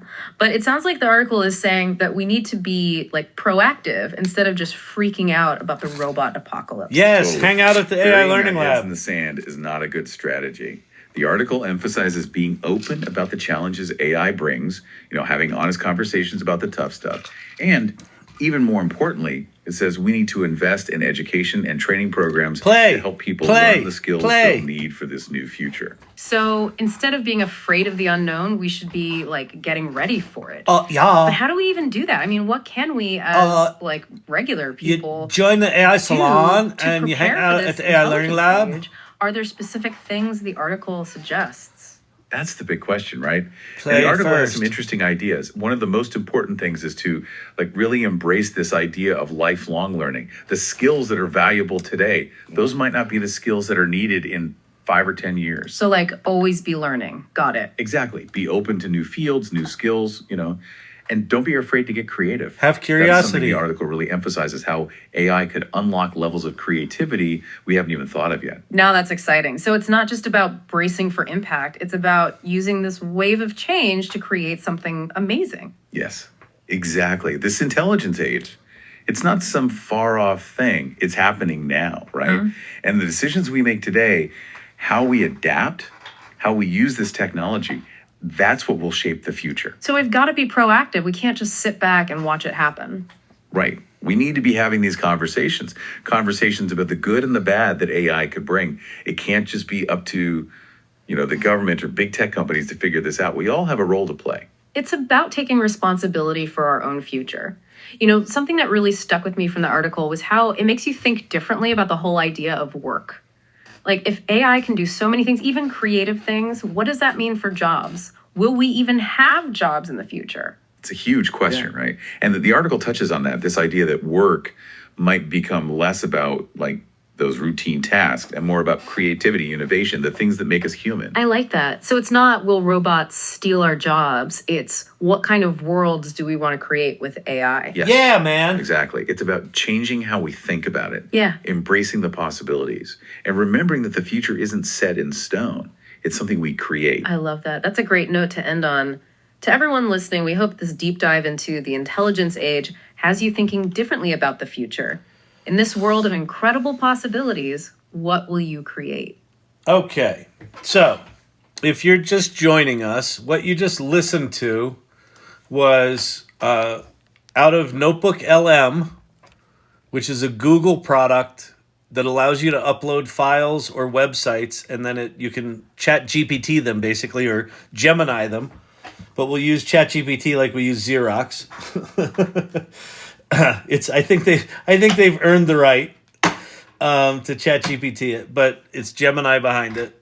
And then you can generate this thing called the audio overview. So what we just listened to was this audio overview podcast of this article that Sam Altman wrote today and put out there. And I think what I'm going to actually do is, I mean, that was good to hear them say that, but I want to read through it together because I think it's important to read it and comment on it. So in the next couple of decades, we will be able to do things that would have seemed like magic to our grandparents. This phenomenon is not new, but will be newly accelerated. People have become dramatically more capable over time. We can already accomplish things now that our predecessors would have believed to be impossible. So I find this kind of fascinating framing from Altman, because what he's saying here is kind of fascinating. What he's saying here is that in the history of mankind, there have already been dramatic improvements in how we do what we do. And here's how I'm reading that, because he's opening the piece with this. How I'm reading that is, this isn't so dramatically different that you should be afraid of it and regulate it away, right? What he's saying is, this is just a continuum. I would argue that this is not just a continuum. I think that if you've played with AI tools at all, our computers do not behave predictably anymore.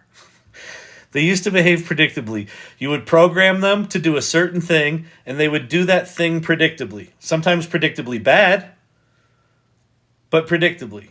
And now, the G in GPT, the generative, is very, very significant because they are generating new things, new writings, even new ideas. And for anyone that tells you, but they can't do new novel ideas, that's horseshit. We've actually experienced that here on this podcast, and they're going to get more and more capable of inventing. In fact, level 4 AGI is innovation and invention. Once you combine reasoning and agents, and you put them together to solve a problem, then you get invention. Okay. We are more capable not because of genetic change, but because we benefit from the infrastructure of society being way smarter and more capable than any one of us. That's really important, and that's really true. The book that I'm about to publish, Collective Intelligence in the Age of AI, essentially makes that argument that why this feels so magical sometimes is that the data set that we're tapping into is the collective intelligence of everyone that's come before us.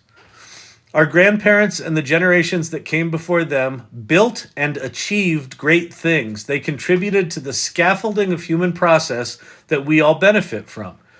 AI will give people tools to solve hard problems and help us add new struts to the scaffolding we couldn't have figured out on our own. The story of progress will continue, and our children will be able to do things we can't. It won't come all at once, but we'll soon be able to work with AI to help us accomplish much more than we ever could without AI. Eventually, we can each have a personal AI team, what they call level 5 AGI is organizations, full of virtual experts in different areas, working together to create almost anything we can imagine.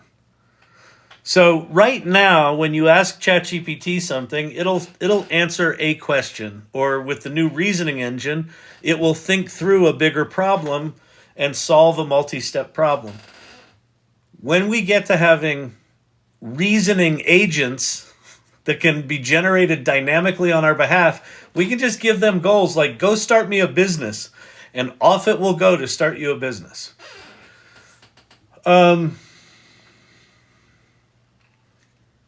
AI will give people tools to solve hard problems and to help us add new struts to the scaffolding. Okay, the story of progress will continue, and our children will be able to do things we can't. It won't happen all at once, but we'll be able to work with AI to help us accomplish... Oh, I've already read all this. Okay. Full of virtual experts in different areas, working together to create almost anything we can imagine. Our children will have virtual tutors that can provide personalized instruction in any subject, in any language, and at whatever pace they need. We can imagine similar ideas for better healthcare, the ability to create any kind of software someone can imagine, and much more. With these new abilities, we can have a shared prosperity to a degree that seems unimaginable today. In the future, everyone's lives can be better than anyone's life is now. Prosperity alone doesn't necessarily make people happy. There are plenty of miserable rich people, but it would meaningfully improve the lives of people around the world. Here's one narrow look at human history. After thousands of years of compounding scientific discovery and technological progress, we've figured out how to melt sand, add some impurities, arrange it with astonishing precision at extraordinarily tiny scale into computer chips, run energy through it, and end up with systems capable of creating increasingly capable artificial intelligence. So he's basically saying we have computer chips, and the computer chips are getting faster and faster because of the...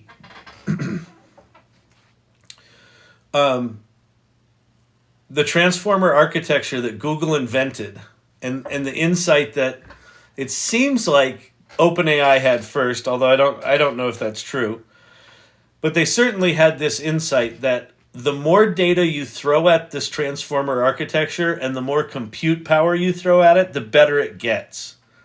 And so the reason ChatGPT-4 got it as good as it did is they just threw buckets and buckets of compute power, buckets and buckets of data, and it did what it did and got really smart, and that's why we're where we are.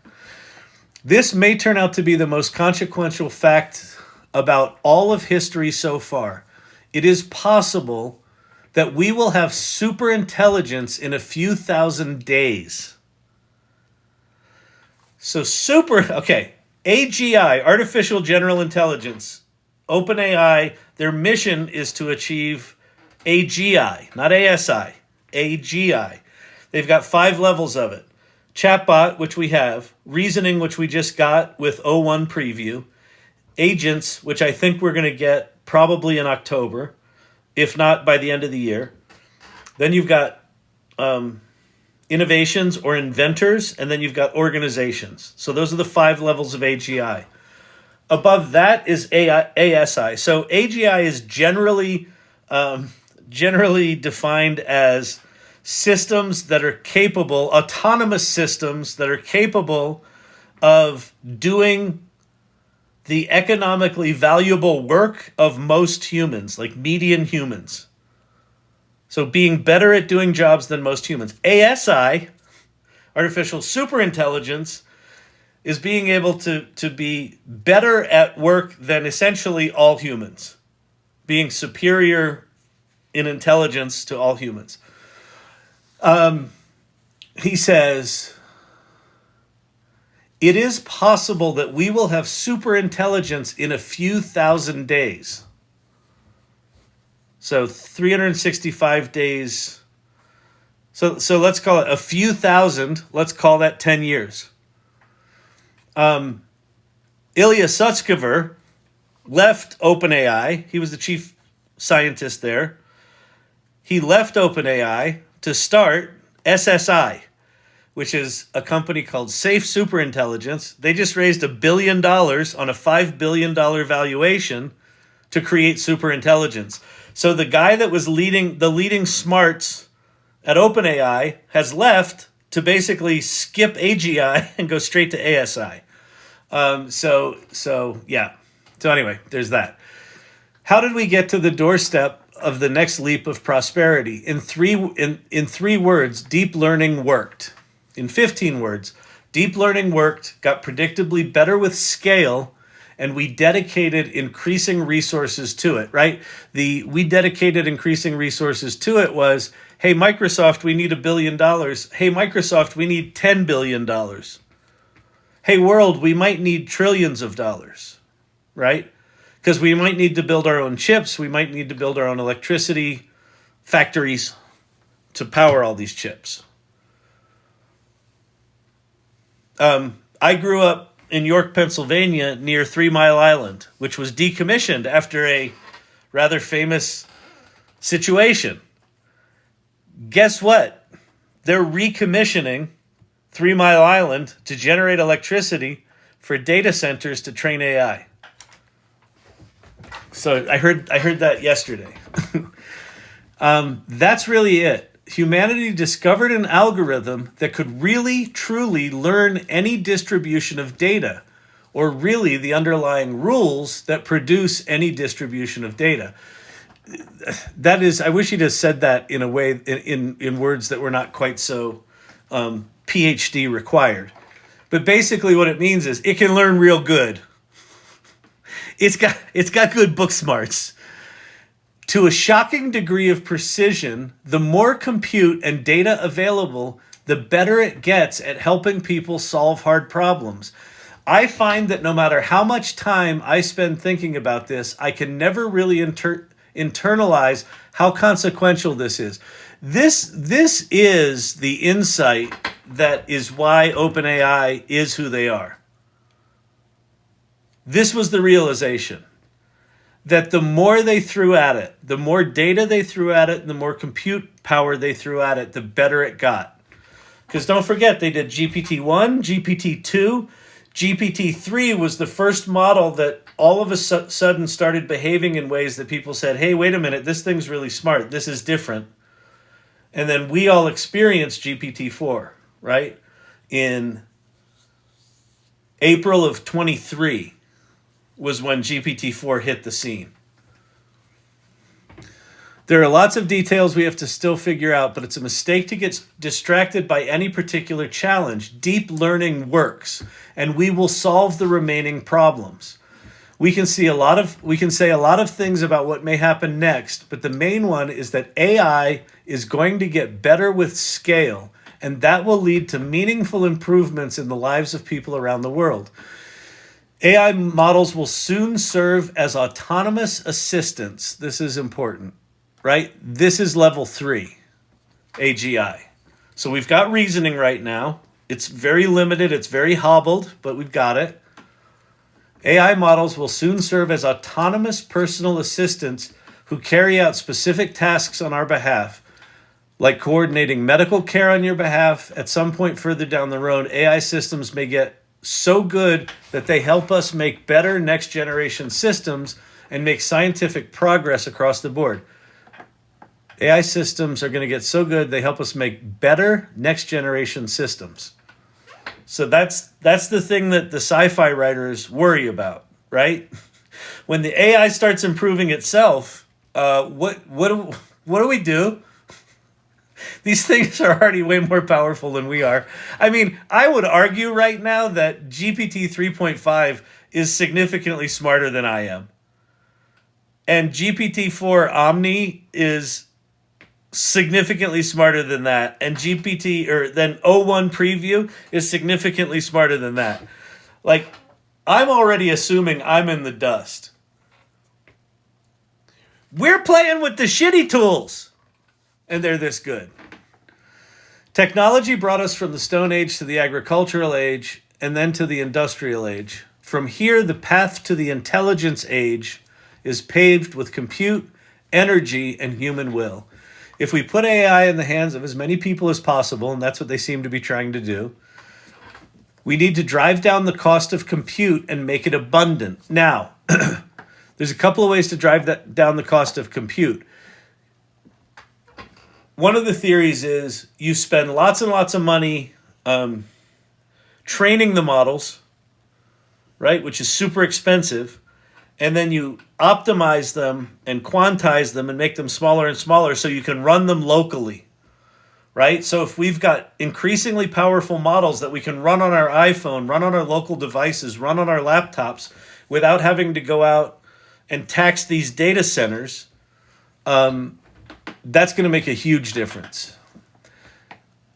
The risk, he says here, if we don't build enough infrastructure, AI will be a very limited resource that wars get fought over and becomes mostly a tool for rich people. So this is to the regulators.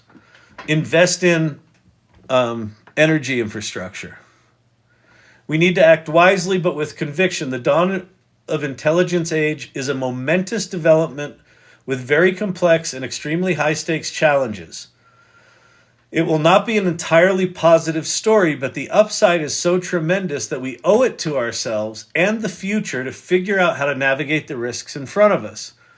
I believe the future is going to be so bright that no one can do it justice by trying to write about it now. I would agree with that. Like, I can't, I have no way of, I don't even understand the implications of O1 right now. I don't even know how to use it.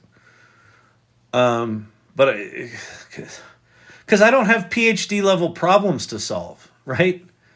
And it can do that. All right. Although it will happen incrementally, astounding triumphs, fixing the climate, establishing a space colony, and discovery of all of physics will eventually become commonplace. With nearly limitless intelligence and abundant energy, which, by the way, AI will likely help us solve the energy issue, the ability to generate great ideas and the ability to make them happen, we can do quite a lot. As we have seen with other technologies, there will also be downsides, and we need to start working now to maximize AI's benefits while minimizing its harms. As one example, we expect that this technology can cause significant change in labor markets, good and bad, in the coming years. Most jobs will change more slowly than most people think. I agree with that. I think it's going to be very fragmented for a while. And I have no fear that we'll run out of things to do, even if they don't look like real jobs to us today, right? So you might have, people doing juggling shows might all of a sudden become an important job because we want to make people happier. I don't know. We'll see. People have an innate desire to create and to be useful to each other. I agree with that. And AI will allow us to amplify our own abilities. This is something I say all the time, that AI is a humanity amplifier. AI will allow us to amplify our own abilities like never before. As a society, we will be back in an expanding world, and we can again focus on playing positive sum games. That would be nice, wouldn't it? Playing some positive sum games. Many of the jobs we do today would have looked like trifling wastes of time to people a few hundred years ago, but nobody is looking back at the past wishing they were a lamplighter. If a lamplighter could see the world today, he would think the prosperity all around him was unimaginable. And if we could fast forward 100 years from today, the prosperity all around us will feel just as unimaginable. So there you have it.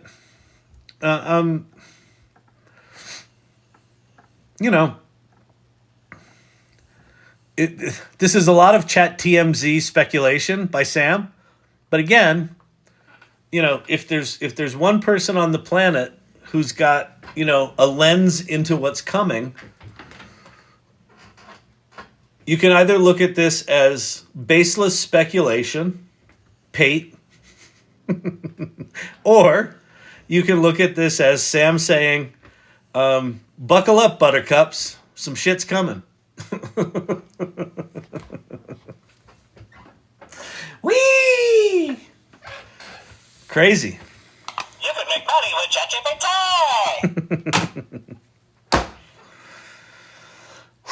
Where can we find this article? Just go look on it's at iaintelligenceage.samaltman.com. ia.samaltman.com. It's interesting that he made this a subdomain of his personal website and not OpenAI's.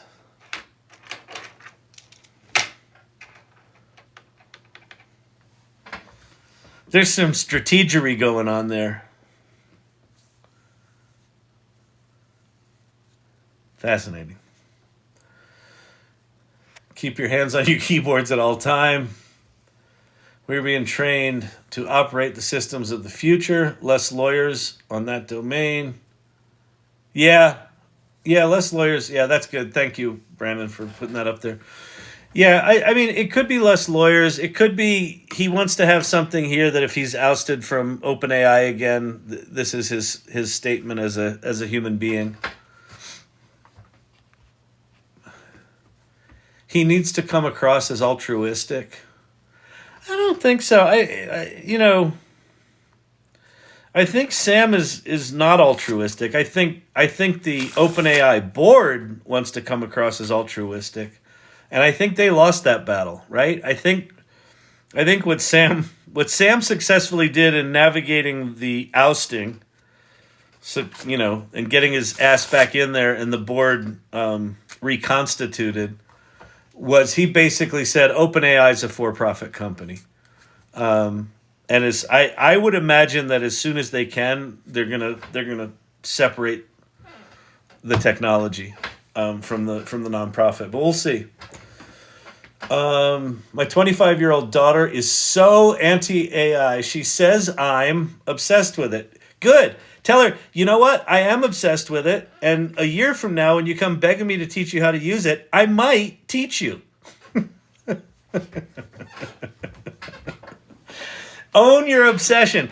Own your AI obsessions. That's what this channel's for. That's what the AI Salon is for. Let your kids think you're a bunch of fucking weirdos. Oh, mom's so into AI. It's just awful. Ulu RX, interesting. Instead of AI, he uses IA on his own URL, the mirror. I know, it's pretty funny, isn't it? I was thinking the exact same thing. The intelligence age. See, I would call it the age of intelligence, and then you could call it AI. But, ChatGPT and I talked today about some people being symbiotic with AGI. What do y'all think? I absolutely think that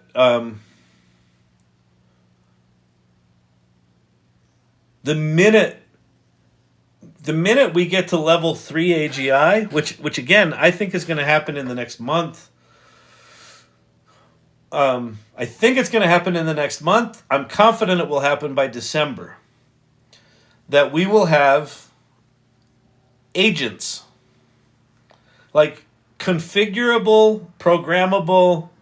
Okay, I'm giving you access to my Gmail. I'm giving you access to my this. I'm giving you access to my bank accounts. I'm giving you access to this. And then we kind of do what we do with ChatGPT, but then they go off and do shit. And I think the minute you have that, you do have symbiosis. And if the underlying model is multimodal and has the intelligent voice, right, the advanced voice, I can absolutely say, hey, ChatGPT, call up United Healthcare and go negotiate this health claim on my behalf. Here's my policy. Act as a patient advocate. Be relentless. And do not let them squirrel out of this. Go. Then we're absolutely in a symbiotic relationship with AGI. There's no other way around it. And especially for some of the accessibility stuff, Cam, that you're dealing with vision or with sound or with cognitive issues, if people have that.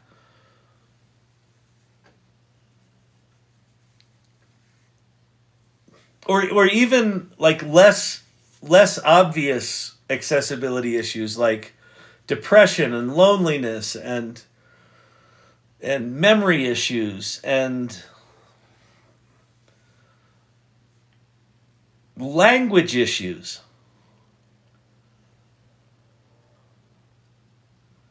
I mean, the world is already a place like Bradley from the Salon.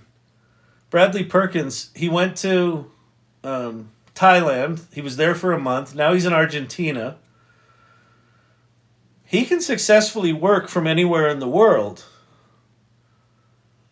But we're not that far from him being able to not have language be any kind of a barrier at all. We're pretty close to that. And so I think that AI quickly becomes, I think one of the things that we've discovered in this channel, someone said it tonight. Oh, thank you very much, Winston. That's amazing. Beautiful. Thank you. Very generous. Thanks. Sent shiny air balloons. I like the shiny air balloons. They were very nice. I'm guilty of this. I'm already taking AI for granted. I'm already taking it for granted that I don't need to think anymore. Oh, I need to come up with 20 names for something? That used to be 3 hours of emotional turmoil where I talk about how untalented I am, 15 minutes of whiteboarding ideas, and then an hour of really writing and trying to refine it and getting it there. So it used to be a 4-hour exercise in self-torture, flagellation, and then an occasional moment of self-expression. And now I'm like, oh, I need 20 names for something? Here's some thoughts and ideas. Give me 20 names. Don't be an idiot. Oh, those are shitty 20 names. Give me 20 more.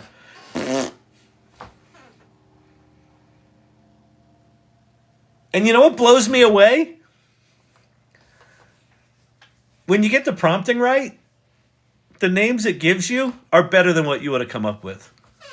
And anyone in here that doesn't experience that, you're either not prompting right or you're in fucking denial.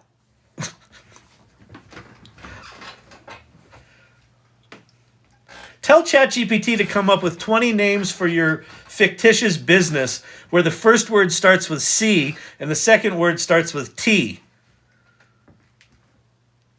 And you tell me you would have thought of those 20 names. In fact, fuck this.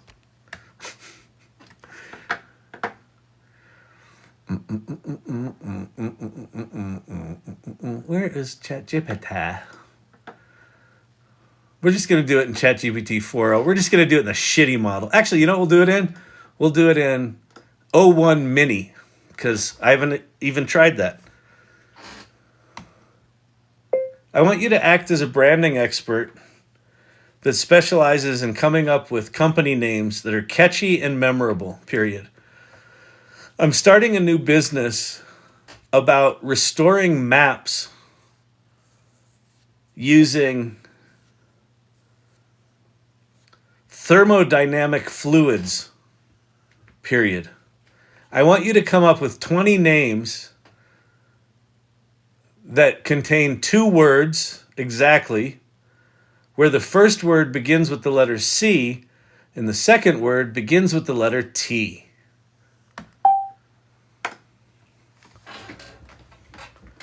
Named my last 2 pets with ChatGPT. Okay, here you go. Did you see how fast that was? Holy shit. Certainly, here are 20 catchy and memorable 2-word company names, suggestions for your map restoration business with the first word starting with C and the second word starting with T. Cardotherm. And what did I say? I said I was using thermodynamic fluids. Cardotherm. Perfect. The first name is actually perfect for a thermodynamic fluid map restoration business. Cardotherm. Perfect. Crystal Tracks, Compass Tech, Core Thermo, Cobalt Trails, Canvas Terrain, Catalyst Thermals, Chrono Tiles, Clear Topography, Cascade Thermo, Crest Transform, Curio Textures, Circuit Terrains, Classic Tides, Cognition Thermals, Crafted Traces, Century Thermo, it's good. Conquer Terrain, I like that. Crystal Tectonics, perfect word. And Cobalt Textures, or Cobalt Tectonics. Like 20, instant like that. You tell me you could have done that in an hour. You couldn't have. And if you could have, then fuck you and your Harvard education. Met a man at Panera tonight with a table full of papers. Showed him AI. Might have a new client. There you go. A table full of papers. Snap with the phone, snap with the phone, snap with the phone. Upload to ChatGPT. Analyze this. Make it a table. Throw it into Claude. Make it into an interactive dashboard. New client. Bang. Done. Add your demographic, and I think it comes up with even better branding. Yeah, exactly. I mean, like, that was just nothing, right? Thermal 01 preview. Kyler Thermore. I showed him that. Nice. Perfect. And what SourceCamp is doing because she started an agency where the premise is I'm gonna get you up to speed on AI. I'm gonna show you what AI makes possible, and then I'm gonna be there as your Sherpa, heading you up the AI mountain. Is no matter where she is in the world, she's got an opportunity for a new client, right? Did your photo podcast generate? Let's go look.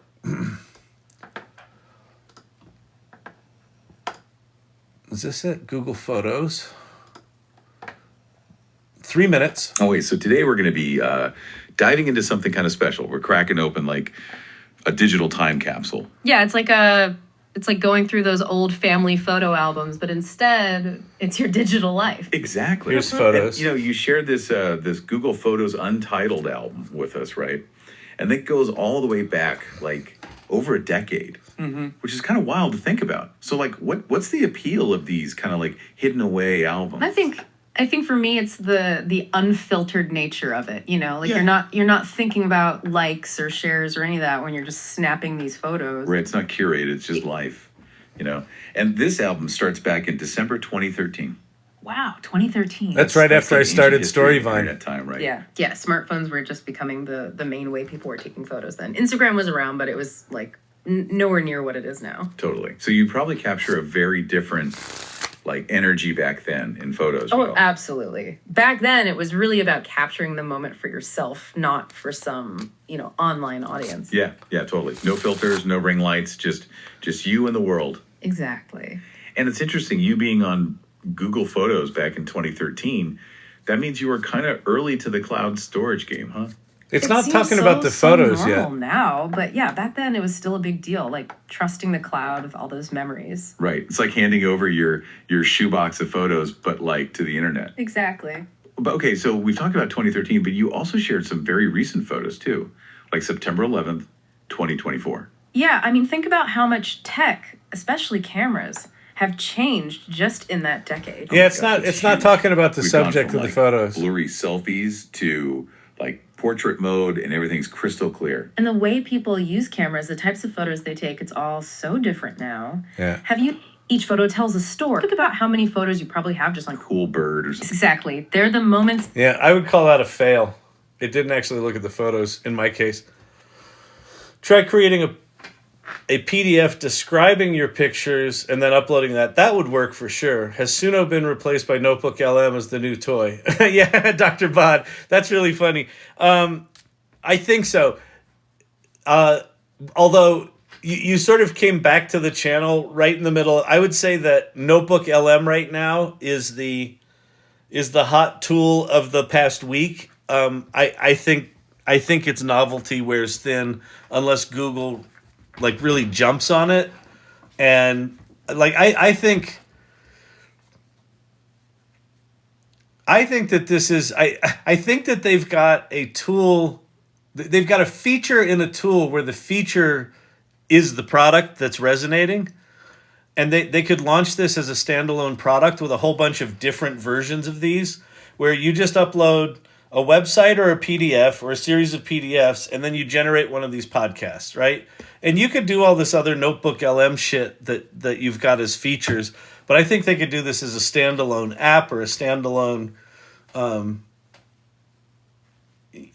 web-based feature, and people would use the shit out of it, especially if they made it an authoring tool where you could select the different voices.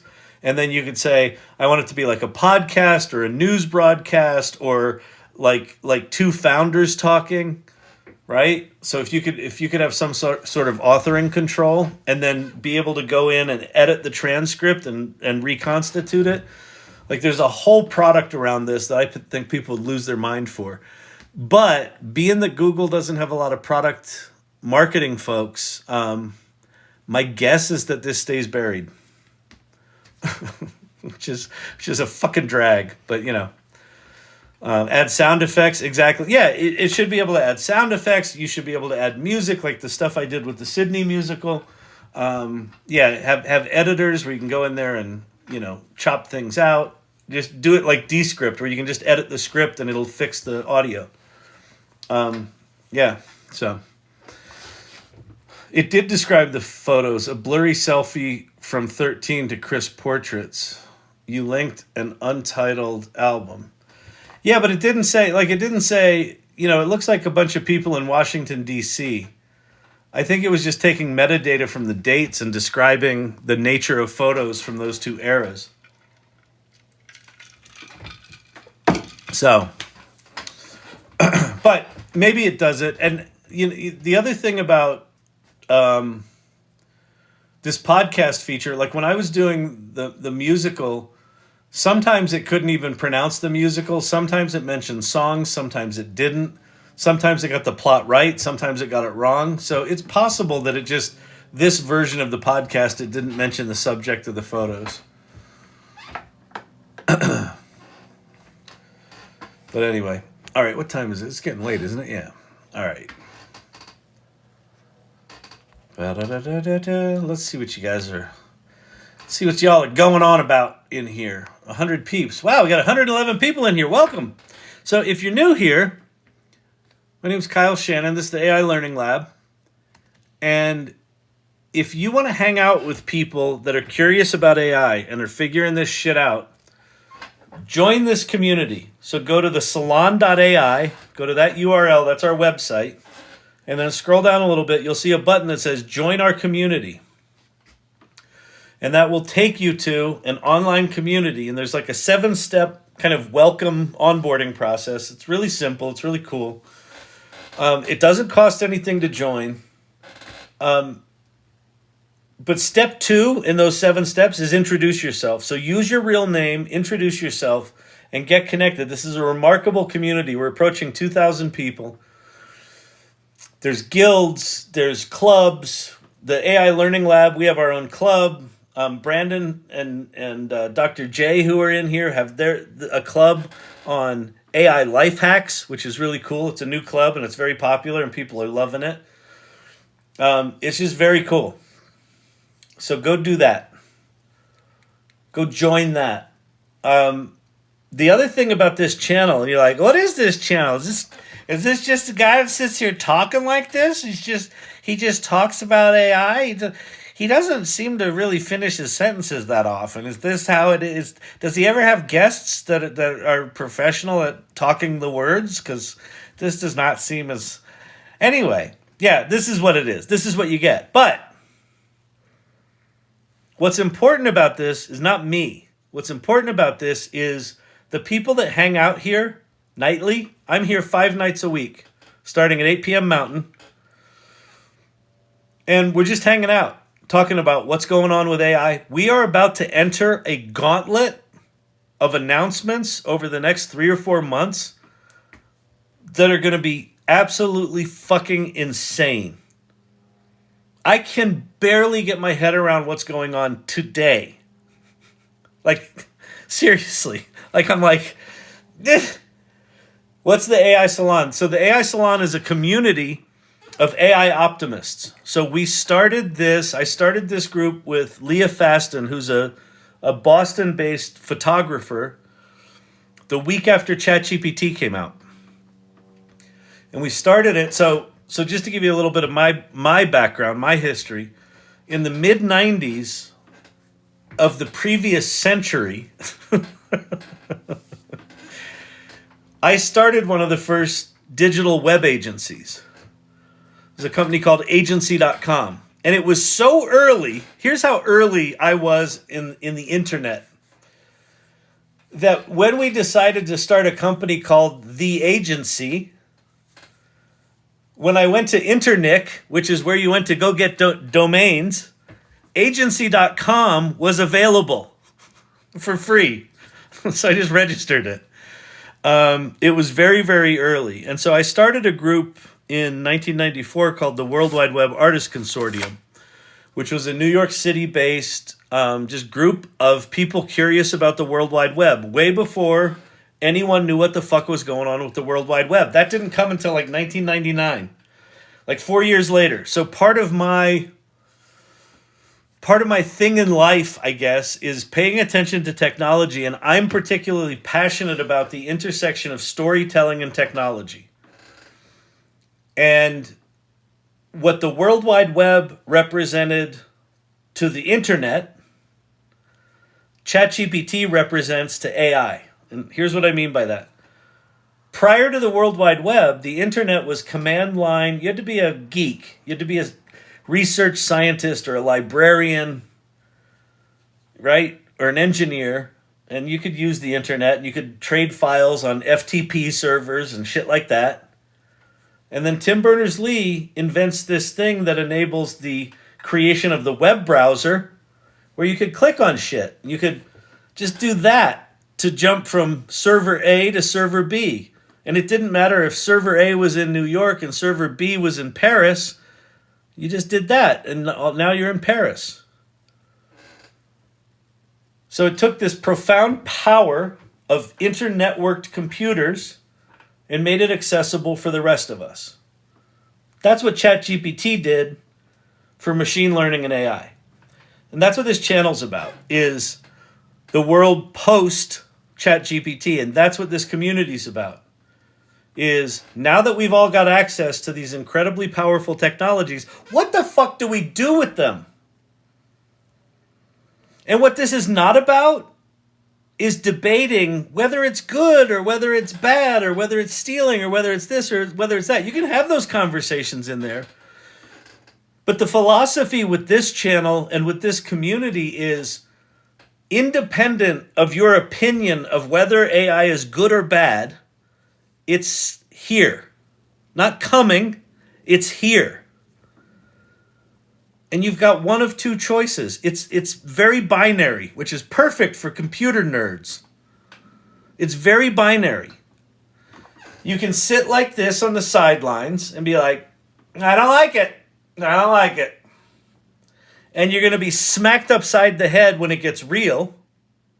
Or, independent of how you feel about it, you jump in. And you start playing. And you start talking about it. And you start going, oh, here's what it made possible. Oh, I had an idea.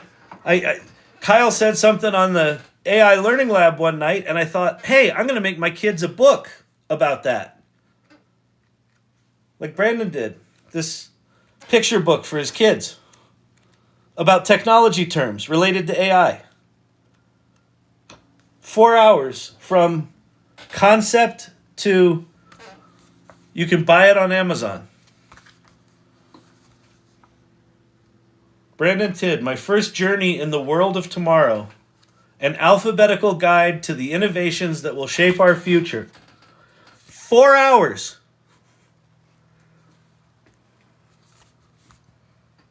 Is this going to change the world? It's got his kids really fucking excited about technology, I'll tell you that. That's going to change the world.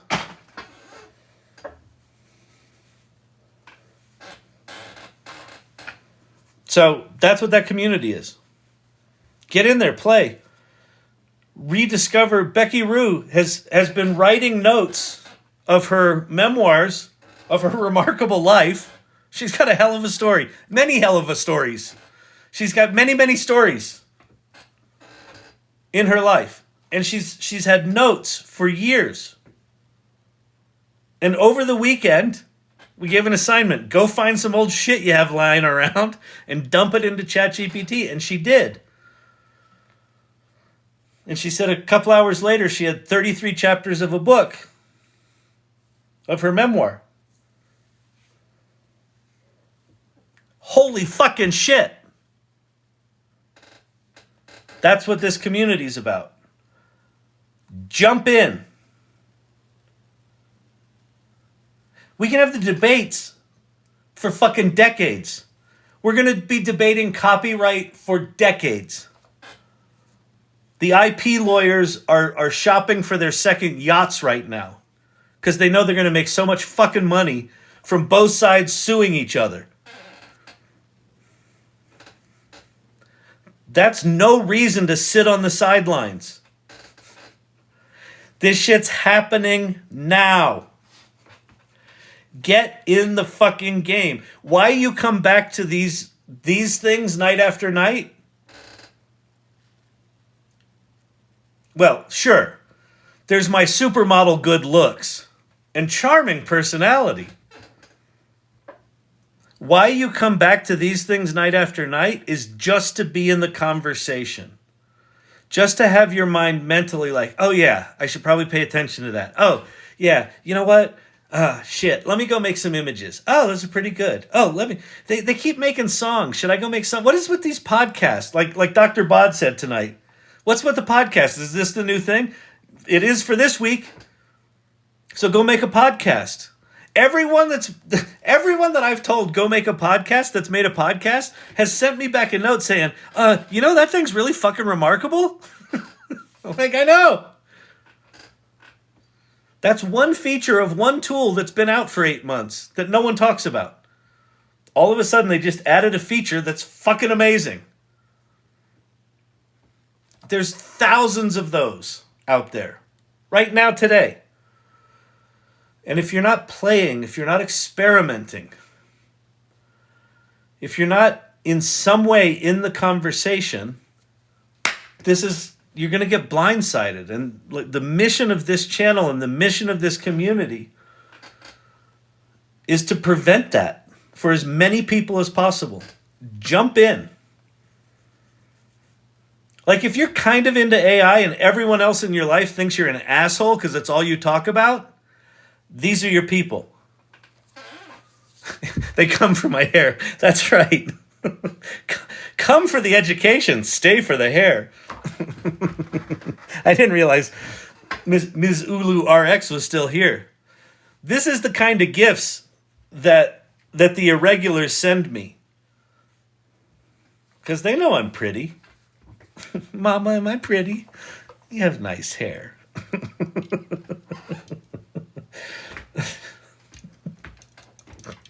Cheers.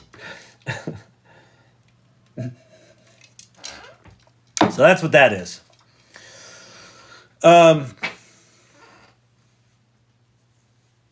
know, Sam Altman today put out a little blog post. Shit's going to get wild. It's going to be really good. And it's going to suck a little. But we've been here before. This is humanity. We've had technologies that have advanced us before. He kind of buries it in there a little bit. We've never really had a technology before that essentially compresses all of human knowledge into a little ball that we can just peer into. All of human knowledge, all of those connections, all of those insights are now instantly accessible by all of us. And they're getting better and better and better and better. Why you would not be excited about that? Why you would let a little thing like fear of the existential dread of losing your value as a human, why you would let that stop you right now is beyond me. Because I promise you, so here's what I can promise you. If you're new to this AI shit, what I can promise you is this. You owe it to yourself to play with AI long enough to have your first Kevin McAllister moment, which is this moment. And the first one of those you have, you'll either be more excited than you've ever been or more scared than you've ever been, or both at the same time. And then what happens is the more that you keep playing with this stuff, the more of those moments you keep having. And what my experience has been is, holy shit, this is amazing. Holy shit, this is terrifying. Holy shit, this is amazing. Holy shit, this is terrifying. Sometimes I'll get 2 holy shit, this is amazings in a row. And then I'll get 3, fuck, this is terrifying in a row. It's just bizarre. It is surreal. The people in this community, to a great degree, have normalized how fucking remarkable the tools we get to play with. I mean, not for nothing, but as much revenue as OpenAI is making, they're spending way more than that on their compute costs. They're not making money. They're bleeding money. We're the beneficiaries of them raising $10 billion and getting access to all of Microsoft's server farms. So they make these models. They compress all of human knowledge into these things that we go play with. We get to play with that. And because of their little ChatGPT experiment taking off, all of the investor community and all of the development community has spent the past 2 years dumping all of the brains and all of the money into this stuff. So there's now a robust open source community. There's a robust commercial community competing with one another. And we get to play with all this shit. So if you're not playing with it, get off the fucking sidelines. Come hang out here and start playing. Go there and start asking questions. Introduce yourself. Start talking. Life's tough. It's tougher when you're stupid. All right? It's not quite a meltdown Monday, but it's a bit of a soapbox. Like, don't sit on the fucking sidelines. Don't sit on the fucking sidelines. Don't sit on the fucking sidelines. Becky Rue, who over the weekend organized all the notes she's taken for her memoir over the years and has written 33 chapters. 6-8 months ago, she's really into quilting too. She created a GPT that makes these amazing quilt patterns for her. So this is not a linear thing where you're like, okay, I'm going to learn AI and I'm going to do one thing. No, this is a bizarre, morphing, nonlinear education of what these tools make possible for us. And you'll go months where you're just like, I can't deal. But just stay in the conversation. Just stay in the conversation. Because at some point, something will click and you'll go, maybe I'll pull out those notes for my memoirs. Probably can't really deal with it, but let me see if it can do it. Oh shit, it did it. Well, make chapter 2. Oh shit. Well, make chapters 3, 4, and 5. Oh my. I don't think that's how Becky responds to ChatGPT. But that happened this weekend. 33 chapters. Like that. Of disorganized notes. It doesn't care. It'll look at your disorganized notes. Becky Rue, I'm so motivated. Such a great feeling. It gave me a visual. Yeah, it'll do visuals too. Yeah, visualize this moment. Visualize these ideas. Visualize. Fucking remarkable. I'll tell you what, Becky. Take the 33 chapters as you've got them right now. No need to edit them. Throw them in a PDF. Put it into Notebook.LM and have it make a podcast. And you'll have that man and that woman talking about your memoirs as if it's a published book. It will blow your mind. And what will blow your mind most is the insights that they will glean from your book. When I did it with the collective intelligence book, and when I did it with the musical, like some of the insights they gleaned, I'm like, that's Yeah, I hadn't thought of that. That's pretty good.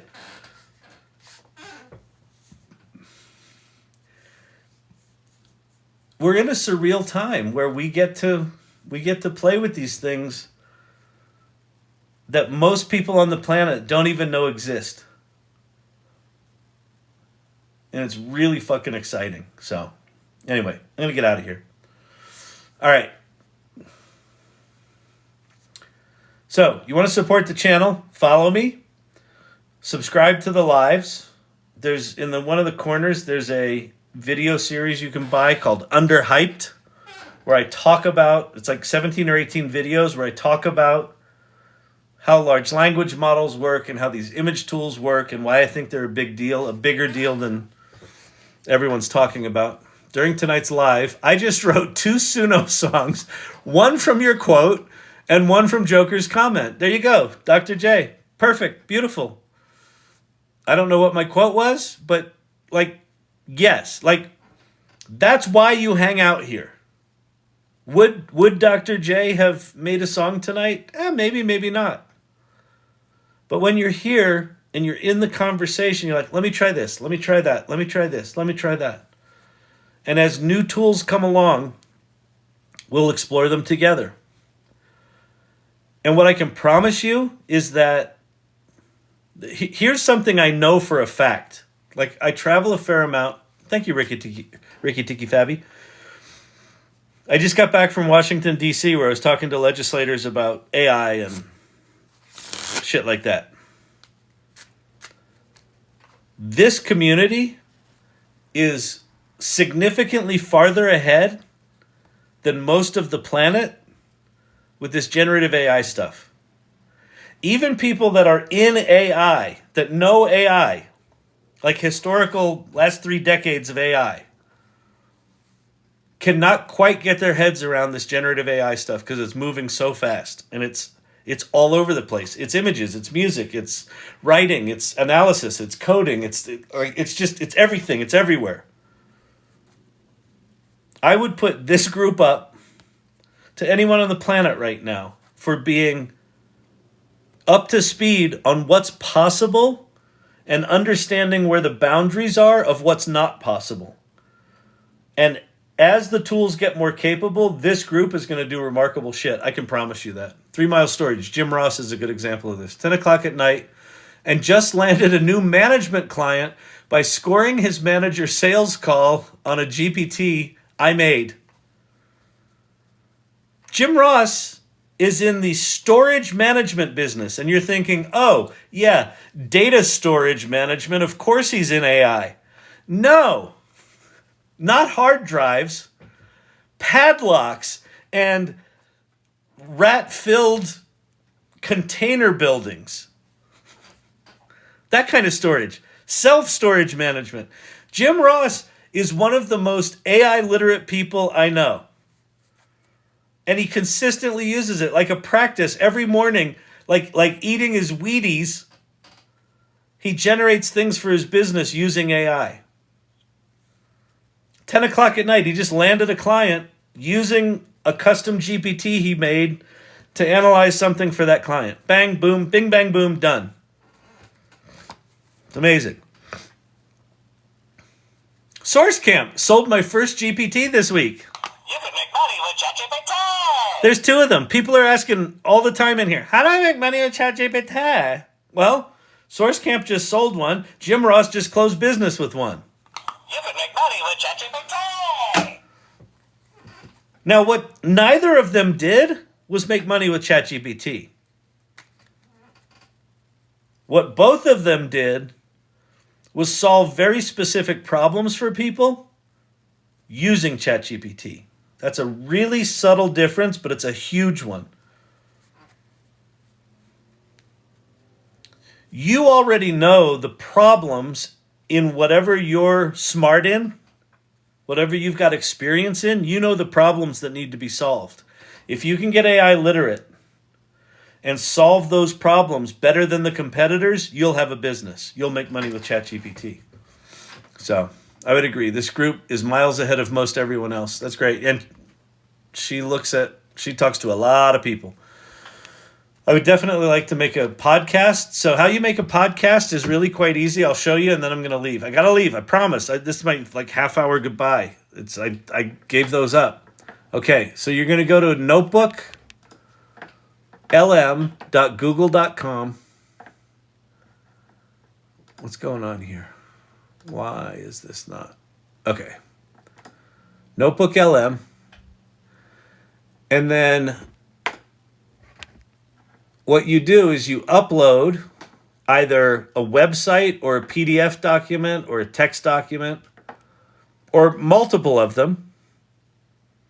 And then you can just start chatting with it, right? You can just start asking it questions just like ChatGPT, but you're actually asking questions of your documents. It's really slick. And then in the lower right-hand corner, notebook guide. And then in the upper right-hand corner here, it says audio interview or audio overview. And there's a generate button here. And you just hit generate. It'll take 3 or 4 minutes. And it'll make you somewhere between a 4 and 12-minute podcast with the guy and the lady talking about your shit. It could be an incomplete book. It could be a complete book. It could be some thesis you wrote in college. It could be some stupid fucking idea you had last night when you were high. I uploaded a huge amount of my mother's handwritten recipes for her, and I'm going to make a cookbook. Fucking awesome. Perfect. This is, and I don't know if you were here over the weekend, Corey, but that's my homework assignment for everyone over the weekend was find some shit that's been laying around for a bunch of years that you've been meaning to get to, or you thought someday I'll make that cookbook. That's perfect. Handwritten recipes. ChatGPT will see them. It'll write them up. It'll give you, detailed instructions about how to cook them. You can use DALL-E to make the images for them. Holy shit. That's awesome. Then you can make it a custom GPT because you've made a ton of those, but you can also make it a book. Then you could make it a kid's book where it simplifies the recipes for kids, but still retains their charm and essence. It just goes on and on and on. And in fact, you could probably, it'd be fun, Corey. I don't know if your mother's still alive. If she is, you could interview her. If not, you could just record yourself talking about the recipes and, your memories of them and your memories of her cooking them and build into the cookbook the narrative, the stories that go with everything. And then make that into one of these podcasts. So, yeah, just remarkable. Love that idea. Amazing. All right, I'm going to get out of here. So, who's in here tonight? Let's do a little romper room. Magic Mirror. I see Jason. I see Joxer the Mighty. I see Silver Fox and Becky Rue. Kakif. Khaki. Joey's in the house. Jason in the house. Corey Sandler Pottery. Thank you as always. Danielle, great to see you. Becky Rue. During my dark years, I wrote down the funny things my son used to say. Started at age 3. Oh, that's awesome. Love that. Right? That could be nice counterpoint to what was going on there. That could be a separate book.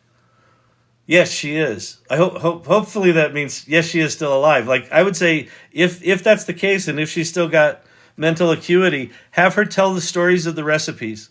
What she remembers from dinners and, holidays, things like that. Would be amazing to add to the cookbook if you don't already have those captured. Source Camp in the house. Forever Hooked, great to see you. Brandon, thank you as always for everything. Why ask, why not? Love the name. Ulu RX. What are the guardrails like? Intense.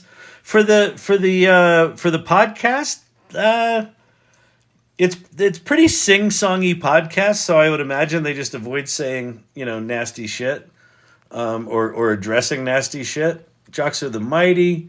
Dr. J, great to see you. Jennifer Rosado, great to see you. Thanks for coming, hanging out. Source Camp.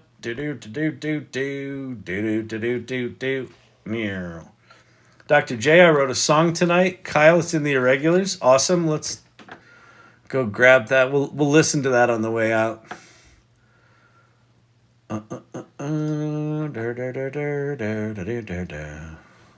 Based on Kyle's self-description. I was the black sheep. Oh, that's cool. Oh, this is neat. I was definitely the black sheep back in my hometown. That's great. Never fit the mold. I always turned it upside down. They whispered when I passed, said I was too loud. But I wore that difference like a badge so proud. I was the black sheep dancing in the rain, running wild through fields, never bound by chains. They may not get it, but I don't mind, 'cause being a black sheep means I'm one of a kind. One of a kind. Nice. Beautiful. Mr. IT, we need another marathon? Yeah, we probably do. Let's wait for the next round of OpenAI. I have a feeling we're going to be able to make some pretty cool shit with that. So, but yeah, I think it's probably time to do something like that too. We have Christmas coming up too. Leonardo Soto, I want to talk with someone about AI.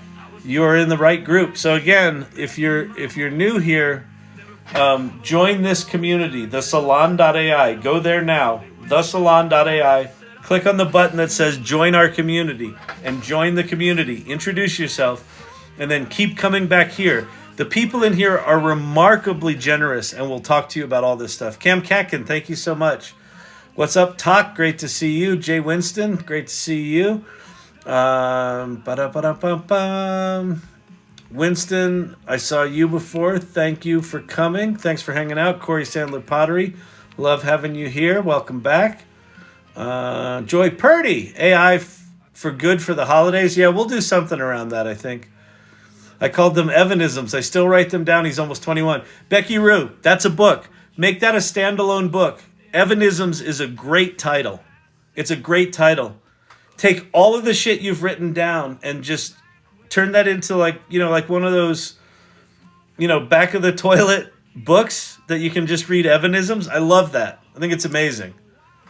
And what a gift it would be to him. Amazing.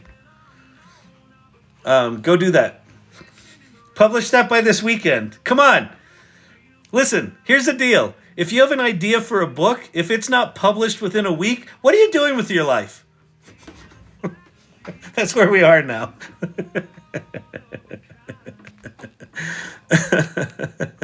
Danielle, great to see you. All right, I think I got everyone. All right, I'm gonna get out of here. Let me see. Any final thoughts? Lori K, great to see you. Tobias, good night to you. Jesse from Austin, really? A book? Yeah, really. Go publish. I know, right? Exactly. Emilio's wife, how could I miss you? I missed you. All right. All right, that's everyone. All right, everybody. It's Monday night. I don't think there's anything salon related tomorrow night. So should be 8 o'clock tomorrow night. Can someone post instructions on how to publish in the salon? Publish what in the salon? Oh, on how to publish books? Cindy Kuhn is really good at that. So in Cindy Kuhn's, just tag Cindy Kuhn, and I think she's probably got something. Oh, and Brandon as well. Okay, yeah. So between Brandon and Cindy Kuhn, there might even be something about publishing to Amazon in there already. But yeah, Cindy's amazing. She is.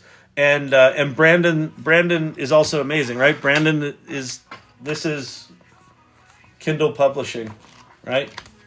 30 minutes later, Kyle's still here. I know, Joxer. I'm when I get excited about shit, I can't go away. But I'm gonna go away now. So let me go, people. Peace. Have a good night. I'll see you tomorrow. Come back. Bye.